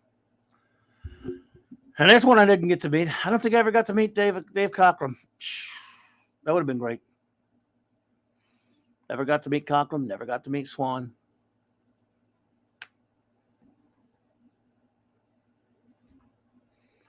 Oliver says, I never got the Remco Warlord toy back in 1985 that was focused on the vintage Masters of the Universe toys.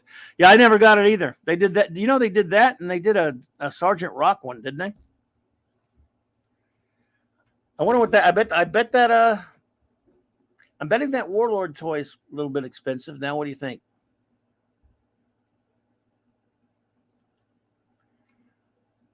Yeah, did they do a Conan one too? The Remco, was it Remco that did Conan toys? Like I said, Other than seeing pictures of it, I've never even seen the Sergeant Rock one or the Warlord one.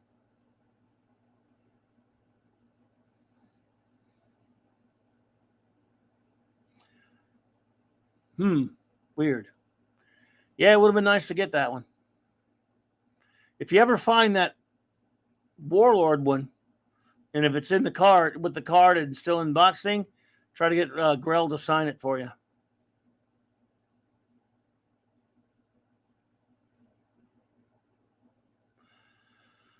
Yeah, Klaus Janson.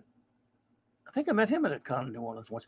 A lot of people really don't like Klaus Janson. I thought he was okay on Miller, obviously. He is heavy-handed, isn't he? Or was. I mean, so yeah, I didn't mind him that much. I kind of didn't mind him on that Star Trek: The Motion Picture adaptation. But you artists would have to tell me if he was heavy-handed or not. Like I think you were talking uh, about that. Oh, let's see. Hail, Justin Orme. Hello there.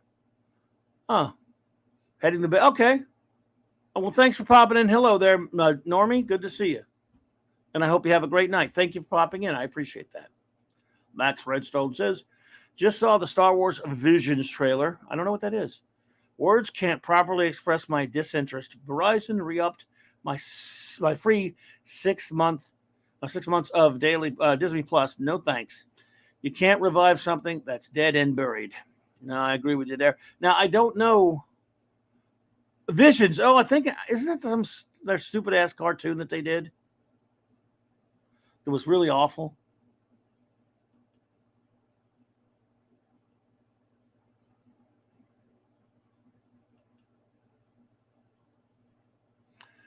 Jansen's Terminator 2. Did Jansen do the full pencils on that one, Matthew? I can't remember. You loved it when Klaus Janson did the colors? Was he a colorist? That's what I'm wondering, Mark D. I don't know if he was a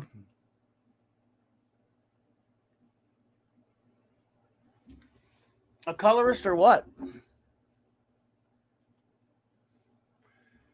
Was far more delicate, controlled in his lines over Gil Kane and his Defender stuff. Yeah. Again, you were. I think we mentioned. We're talking about Rudy Nebres, and you said something about because you're a Nebres fan. I like him too, but it was, like I said, I think it was Minimus who was here earlier. Said Gil Kane hated Rudy Nebres. He was another one. Look, he overpowered you. Tom Palmer overpowered people.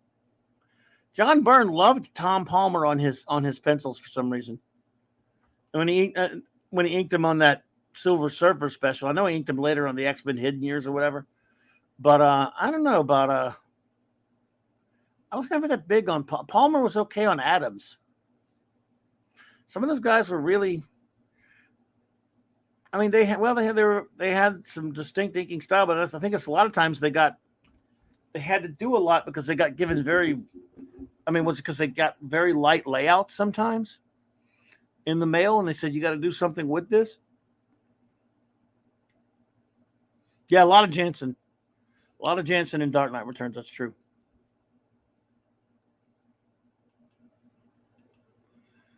Presenting all new creative takes on the galaxy far, far away. Star Wars Visions. I'm sorry, Star Wars Visions will be a series of animated short films celebrating Star Wars through the lens of the world's best anime creators. They have stated the anthology collection will bring fantastic visions from several of the leading Japanese anime studios, offering a fresh and diverse cultural perspective to Star Wars. Yep. What is it? Was Palmer mostly on Colon on Tomb of Dracula, D-Bud? Inkers have their time. Palmer was great from 67 to 76. Then he just swallowed up the pencils. Boy, did he ever.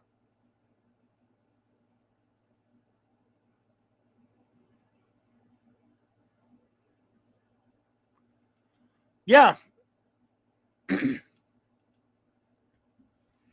Chaos at the Earth's Core was the JLA episode that had Supergirl, Green Lantern, and Stargirl, that's right, and Stripes. They help Warlord against Demos, who's helping Metallo and Silver Banshee get kryptonite. Now I remember. I need to watch that one again. Great one. There you go. Star Wars Visions. I'm sorry. We're running on fumes, so we try to combine Muppet Babies and Star Wars.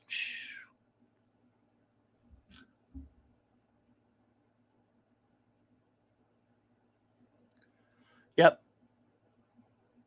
And Colin did Tomb of Dracula. I want to say he did the whole run. Was it like 70-something issue? D-Bud, did anyone else ever draw Tomb of Dracula? If they did, it wasn't much. I know it was Wolfman and Colin almost the whole time. But now I'm going to say that, and there's going to be somebody else took over. But I think he had a straight run of 70-something issues. But I could be wrong.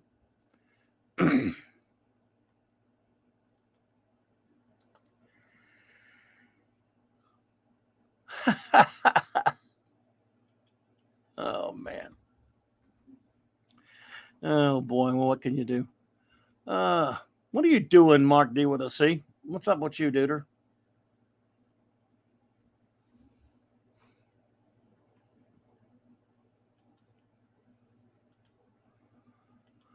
Yeah, I got a few more minutes to go here if anybody has any kind of questions or anything like that. 4-part sequel of Tomb of Dracula. Oh, God, yeah. Ugh. I can't remember when that came out, Matthew, that 4-part sequel to Tomb of Dracula. You know, they did an animated movie that I never even seen. I've seen the videotape of it somewhere. I think only a few annuals had other artists on TOD. The regular one was always Colin. Yeah. And the best part is, if you don't like the new vision of Star Wars, Mickey Mouse turns into the version that was accurately portrayed in the South Park page of the visit. Hey, Mark, you want to jump on for a second? If you got any questions, I don't know. Unless you're just doing something, not a big deal, because I'm going to be out in a little bit anyway. But yeah. Trying to think of some I've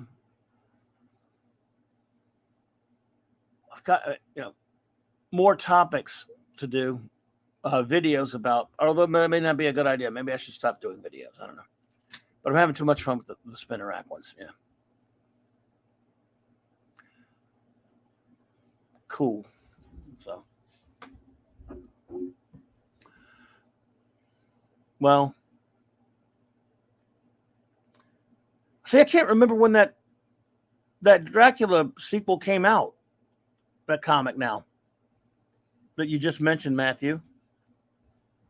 One thing I never liked with Marvel is that they will do about 2 different miniseries runs with a character, Gambit especially, and then they will do a full issues run. Yeah, well, they like to test the waters. Yeah, they do. All right, sending you a link there, brother.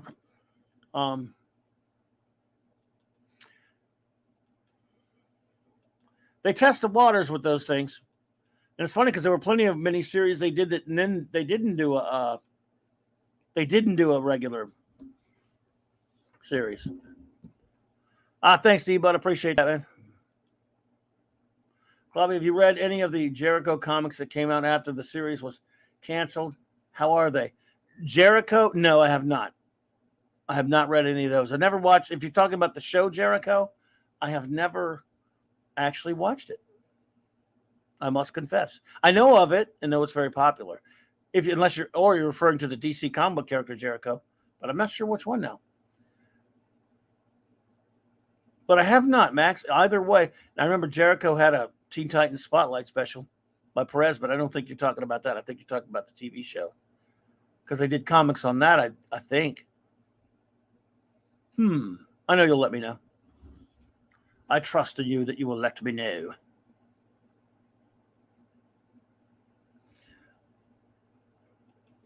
What is the point of doing the miniseries? Only to go back and revise everything that the miniseries did in the full run. Never got the point of that.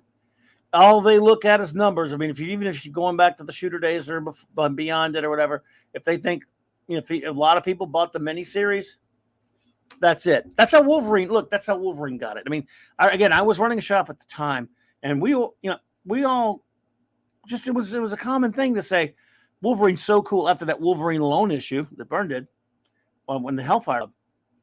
And everyone's like, man, Wolverine should have his own comic. Wolverine should have his own comic. And then when you see, not only is he getting his own comic, it's going to be by Claremont writing it. Yeah, but Frank Miller, who was a fan favorite for what he'd been doing on Daredevil, we get the Wolverine miniseries, and we went berserk over that thing. The comic shop I ran, we made our T-shirt for that cover of him with that, one blade up thing, that classic cover of Wolverine miniseries #1. Okay, the television show. I don't think I've not seen it, but yes, I was just speculating that would be it. What's up, bro? Hey, how's it going? Thanks for having me on. Hope I'm not bothering you. I just thought I'd see. Oh no, always glad to say hi and stop in. Cool. And I was just organizing my digital comics, and you got folders and files all over the place. So, because we're getting ready for the Marvel 2-in-1, so I was trying to get all my. Cool. I've got OCD on my hard drive, so. That's very neat. Like some rooms in my house. Well, you got we got the covers covered because of you, thanks to you. Yep. So that's great. Let's see here. The show Jericho is a good one to watch. Catman says, "Okay, I got you." Jericho as an IDW. Okay. I was familiar with the show, but I had not seen it. So there you go. Was that Showtime or HBO? I can't remember. That was it was a CBS show at some point, wasn't it? Or was that? It wasn't on pay. It wasn't on pay. Okay. No, and it developed the following. But on that thing you're talking about there, Athena, yeah. Again, so that Wolverine series came out. We were over the moon about it. We loved it. We were so crazy, and everyone's like, that's just a no-brainer. Wolverine's got to have his own comic. Yep. And I'm never the biggest Wolverine guy, but even I liked him, and I liked that series at that point. And then. Well, what happened? He just became the biggest thing Marvel had in the 80s. He was bigger than the X-Men. Really, he was bigger than the group that spawned him, and it was that series that did it. So then he got his own series, of course, as you know. But the thing is, there were plenty of them that didn't happen.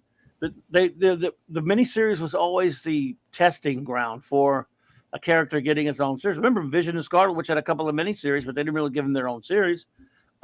Remember Jack of Hearts?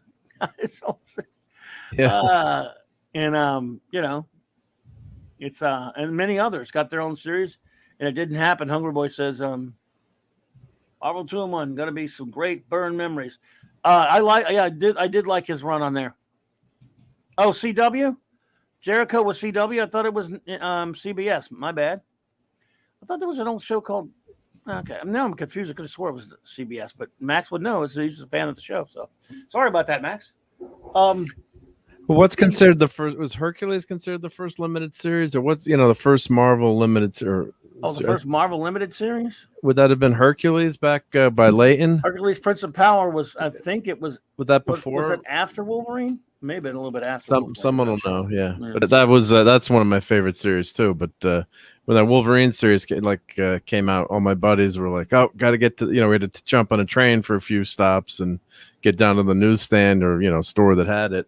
And you're waiting for that to come out. So that was just a huge event. Yeah, Wolverine was definitely more popular than the X-Men at that point in time.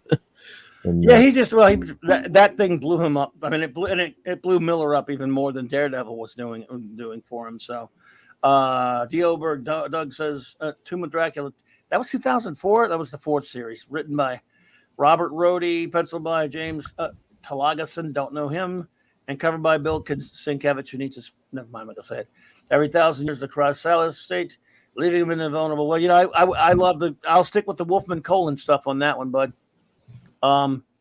Constance of Champions was the first one, though. That's right. See, and I remember around that time, I guess, right? Calendar, it was, yeah, because it was before Wolverine. I remember that. I didn't like the Contest of Champions had better art than that crappy Secret Wars, but I didn't. I don't know. I thought it was also kind of a weak story because it was Contest of Champions was too short. It had way better art though. So yeah, what do I know? But hey, Dad, man, what's up, dude? Yeah, that man. He said, correction. Jericho was CBS. Oh, okay, gotcha. I mean, I remember hearing about it back when it came on, but it has a big following there. Max, it does for sure. Hungry Boy says, but Hungry Boy, man, dude, we're gonna have to talk one of these days. I mean, I love talking the minutiae of comic artists and stuff. Irony, Byrne's art and plots made Wolvie that popular, but Byrne didn't illustrate the series. But great Rubenstein's inks. You know, Rubenstein was way better for Miller pencils. And, you know, Claremont, who, let's face it, collaborated with Byrne a lot on stories. I know he also collaborated with Miller on this one. You know, but he did write it. So, you know, I'd give anything to have that old T-shirt.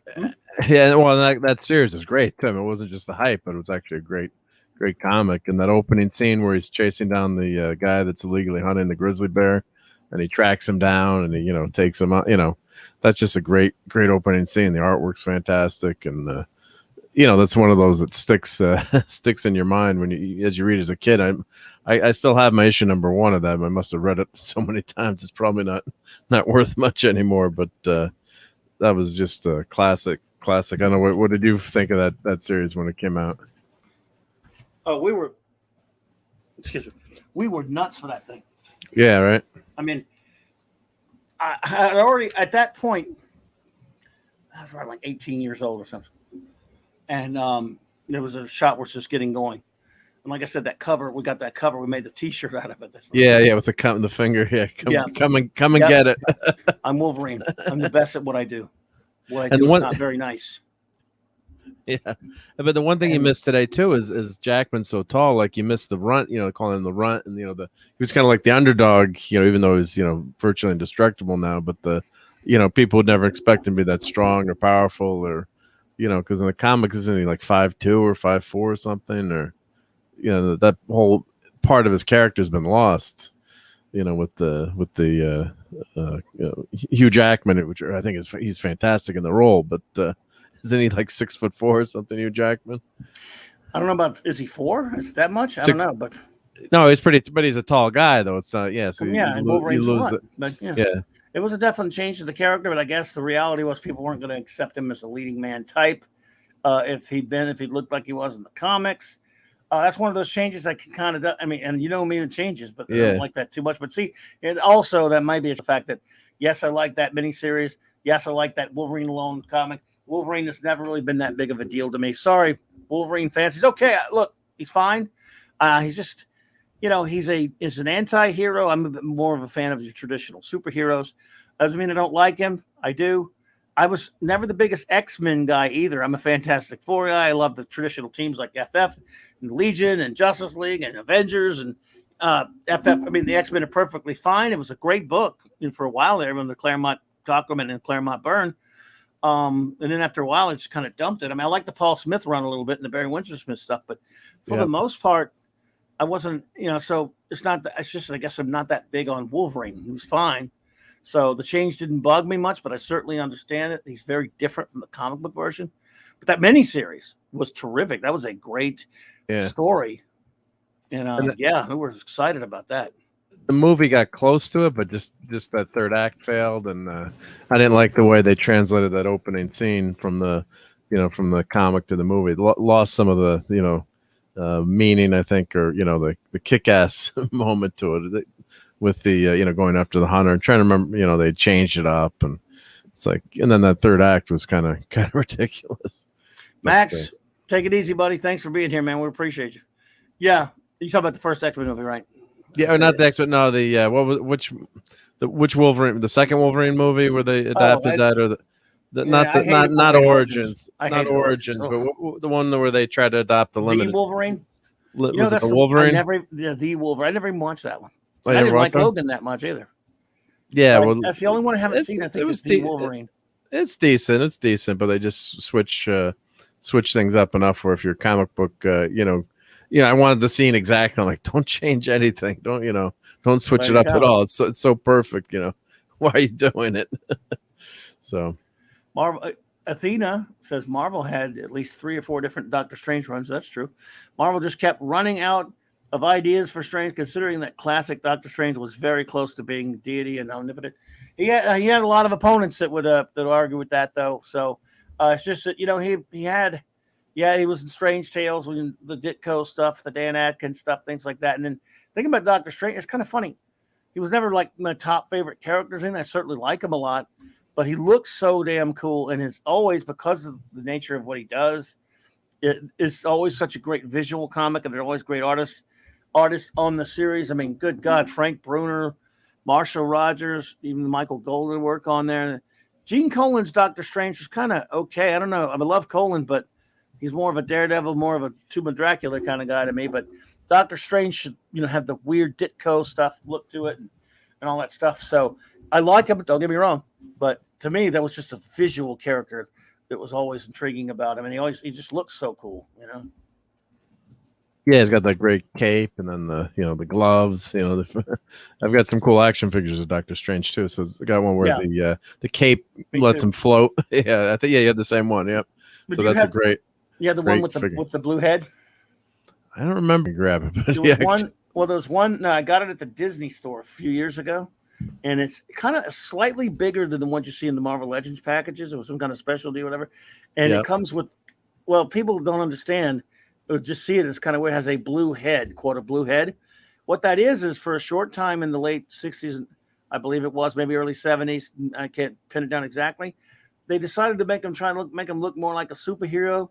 So they made him. He had a blue mask thing. I'll find a picture.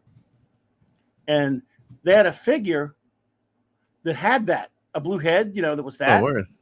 And I bought that one. It's got the normal head too. But I bought that one. You could change the heads basically. Yeah. Let me find you the picture of Doctor Strange in the blue mask. Oh, that's right. Yeah. When he he looks like a wrestler almost. Yeah, they covered him up. Yep. Yep. Blue mask. It's kind of creepy. It's creepy looking actually. Yeah, because it's just really. It was weird, but it was some great art. Oh, I found it. I actually found it. Yep. You got it. Disney Store exclusive Marvel 7-inch Doctor Strange figure. Oh, really? Yeah. Wow. Yep. There it is. Wow. I mean, it's a well done figure. Yeah, but it's just. I like Dr. Head with his.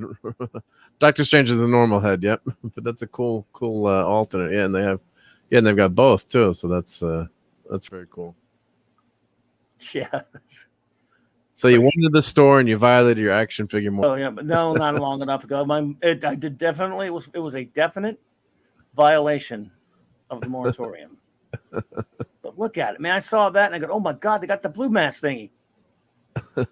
It's just, I don't even prefer it. Which is cool to have, yeah. It was just, I got to have it. And I forgot I was showing it to somebody, and they were like, Doctor Strange? Why does it got a blue head, does it? Yeah. I said, well, and I had to explain it to him. Oh, okay, gotcha. There you go, yep. So that's pretty cool there. There's, of course, the comic, the way he looked at the comic like that. Oh, it ain't cheap either if you're going to buy it now. Well, no, really? Did you free him from the box?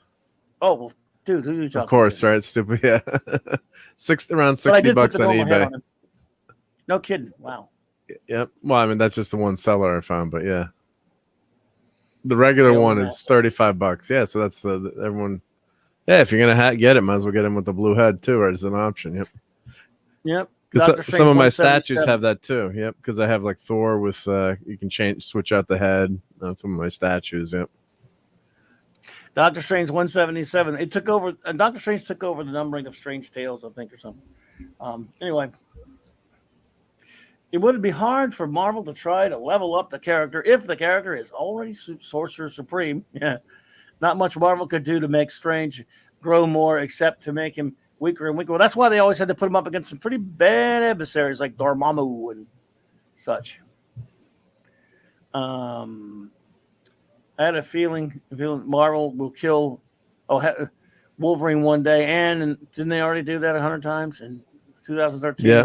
For Death Do Us Part Wolverine, that made him unlikable and unkillable. Yeah. Just go read Punisher just kills the Marvel Universe. No, don't really. Just kidding, don't. Let's see. Well, weren't they planning on killing off Doctor Strange in comics this year too? Or I thought I heard a rumor. Captain Marvel. Yeah, they were giving Doctor her cosmic powers. I don't know if they went through with that idiocy or not, because Captain Marvel maybe is not powerful enough. Let's make her the sorcerer supreme too. Matthews says that they should have ended him after Ditko. By the way, Stan Lee didn't like Doc. I know he got his name on the writing credit and all that stuff. Ditko did most of it, and he didn't want to do it anymore. And when they first put him out, whatever Strange Tales, whatever it was, and he fans wanted it. I mean, look, this was the '60s. All those hippies on the college campuses wigging out the drug, the drugs and stuff. Well, they wanted more. It annoyed Stan that they had to do more Doctor Strange comics. Have you seen the Doctor Strange movie from the '70s? Yeah, with Peter Hooton. Yep. TV movie. Yeah. Yeah. They had a bunch of. Yep. It's been years, but they had a bunch of. Who else was on a TV movie there? Didn't they have and they had, of course, Captain America as a TV movie. A couple of different ones. I'm trying to remember who else they had. Red Brown played him in there. Yeah. Yeah. There was Captain America, Spider-Man, Hulk, and Doctor Strange. Now, there was some kind of show called Exo Man or something. People like to say that's Iron Man, but it's not. It wasn't Marvel. Yeah, yeah. And did you know that? And Nicholas Hammond told us this. How they did the Trial of the Incredible Hulk, and they had Daredevil on one, played by Rex Smith, Street Hawk. They had, of course, Thor, right? In that last one, they had a woman that was kind of a Natasha Romanoff. They didn't call her Black Widow or anything. And they were going to do a Spider-Man one. Oh, that'd have been wild. Hulk that'd have been cool. But no such luck, folks. Oliver Belmonte says, I had a feeling Marvel will kill. Oh, okay. I'm sorry. I read that one already. I'm sorry about that. Oliver, sorry. Let's see your things. Oh, there we go. I'm sorry. Marvel should have given Doctor Strange to a young Alan Moore in 1977 and just watched what happened. Well, Alan was busy working at an abattoir at that point, I think, and working with his band, the Sinister Ducks, and I think doing Maxwell the Magic Cat I forget the name of that paper, which I have all the Maxwell Magic Cat reprints. Hungry Boy, you're looking at a person who is pretty much insane obsessed with Alan Moore's 80s and 90s work. I did a show on it about a year ago. I once thought about writing a book about Alan Moore's work, and it was, but I made sure back in the 80s when I discovered his work and stuff like this, well before Watchmen and all that stuff, I collected every single thing I could find, everything he did, and I have everything he did up from that is possible to have, whether it's in reprint form or in original form, up until 2000, early 2000s, till I finally till he left ABC or whatever, and then didn't do anything for a while and got really weird on some of his stuff. But yeah, except for one exception. I won't have Lost Girls because that is don't get me. I better not. No, don't mention that one. Yeah, I'm not gonna go in there, but yeah. Yeah, that's the only one I'm having. It's funny because they did that figure with that head, but the costume was still different. They just put the head on there. These dummies, the costume was fairly different, the blue part of it. So they just gave you the head, but the costume is still the same. He's got the normal costume. All they did was give you the stupid head. Why'd they put Dr. Manhattan's head on Doctor Strange? I don't know. Kidding. Well, it looks more like that because it doesn't really look like the costume that much. Well, it's cheaper to do it that way, right? So, never read Tomb of Dracula, but Dracula came to my youth when I watched the Christopher Lee Dracula movies. Well, there you go. Tomb of Dracula. If you want a recommendation, folks, of it, if you want to read a great Marvel series, 70-something issues of it, Wolfman and Cohen's Tomb of Dracula series was fantastic. It was a great comic, and it took place in the Marvel universe, which they didn't really mess around with Marvel that much, but it kind of did it. But in issue 50. The Silver Surfer meets Dracula. I kid you not. He's on the cover and everything. I haven't read that one. God, I can't remember how long.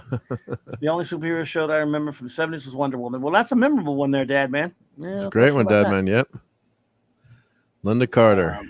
Yep. Oh, she was popular.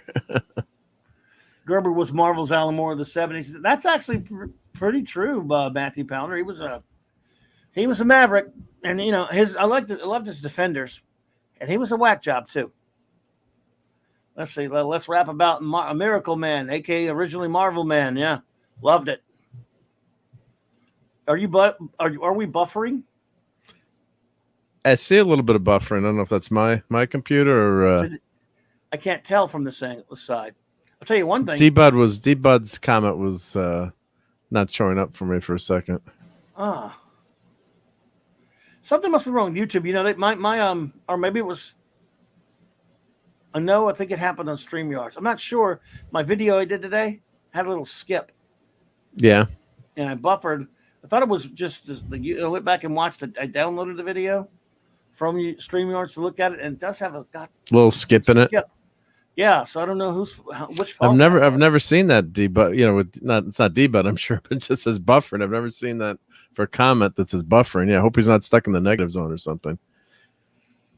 Well, the viewers went way down. That's strange. Well, crazy.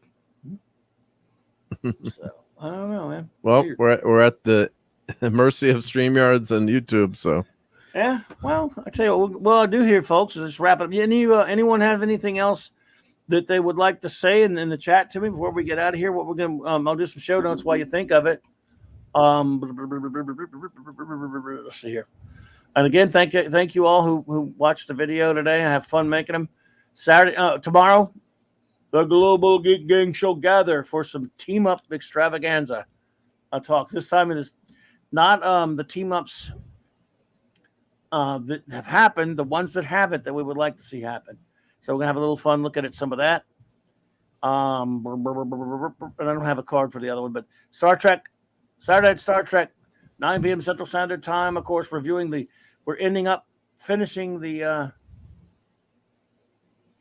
season two, right? Yep.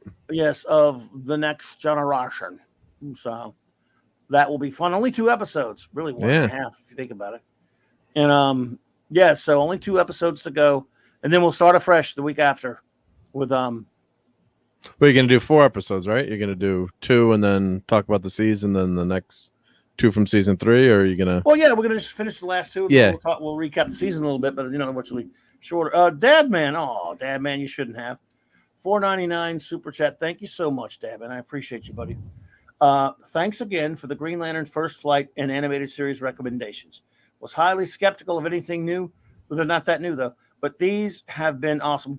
Dad Man, that makes me very happy to hear that. I love those. Now, First Flight I have a lot of problems with, but on balance it was kind of okay. Emerald, I don't know if you've seen Emerald Knights. I think that's the best one of the movies. But I love, still First Flight's very entertaining. And Emerald Knights you got to see if you haven't seen that one. But I love Green Lantern, the animated series. Love it. Yep. Thumbs up from me. That was classic. Great stuff, man. And thank you so much again for that, Dad Man, buddy. Hungry Boy says fantastic stream, both from hosts and from chat people. Thank you all. Hungry Man, thank you, my friend. It has been fantastic making your acquaintance. You've been very cool to talk to. Do you know your stuff? And he knows the stuff, yep. Really does. That's just the thing with me, dude. I love talking comics and the minutiae of the artists and all. That's what I guess I was telling you about some of my collector friends and stuff like that. And we practically speak a foreign language to most people when we talk about old comics like that sometimes. Talking about the artists and writers and all this kind of. I'm just into all that stupid inside baseball stuff when it comes to the comics history and things that most people don't give a crap about. But I love it. So great talking to you, Hungry Boy. I hope to see you again, buddy. And I'll say thank you, D. Bud Martin, my friend. Appreciate that. Again, to the great Dad Man. Let's see here. Who else we got? Athena, follower. Thank you so much for being here tonight. Appreciate you. Matthew Pounder. Good to see you, buddy. Oliver Belmonte. Thank you for being here. Who else was here? We had a lot of people popped in early. The great Max Redstone, the great D. Oberg was here. I think Jobber popped in earlier. Apollomies Minion popped in at some point, I think. Khalil, good, always good to see you, buddy. Appreciate you. Anybody who misses just because of my chapter. Oh, Max Redstone was here earlier. Minimus Prime was here earlier. Of course, Loki popped in. I don't know if you. He did. That's right. Yep. Thanks, man. Yep. The great Loki, buddy. Thanks for popping in, bro. Appreciate you out there, man. If anyone else did, and I'm forgetting again. Just the Normie. I don't know if you. Yeah, that's right, Normie. Thank you for popping in. Appreciate you. God, I know someone else. Oh, Dark Shadow Logan. I'm trying to remember who you said now. Yep. Dark Shadow Logan. Another comic book owner, store owner, right? Yep. Yep. Part of the Cabal. Chris Persian was here earlier. Yeah. Chris Persian was here. Thank you all for hanging out with me and joining me. I really do appreciate it. Global Geek Gang tomorrow. Let's see what else. Yeah. Well, everyone, I'm going to play us out with this great intro outro made by the extraordinary Stu Loki, my good buddy. And again, Loki, always appreciate it. Had a great time on his show last night talking Batman Mask of the Phantasm. Please go check that out. And shout out to you all. Thanks so much. Let's see if someone else popped in. And, okay, got everyone, I think. Thank you so much. Everyone have a great rest of the night or day, whatever it is for you. Go for it.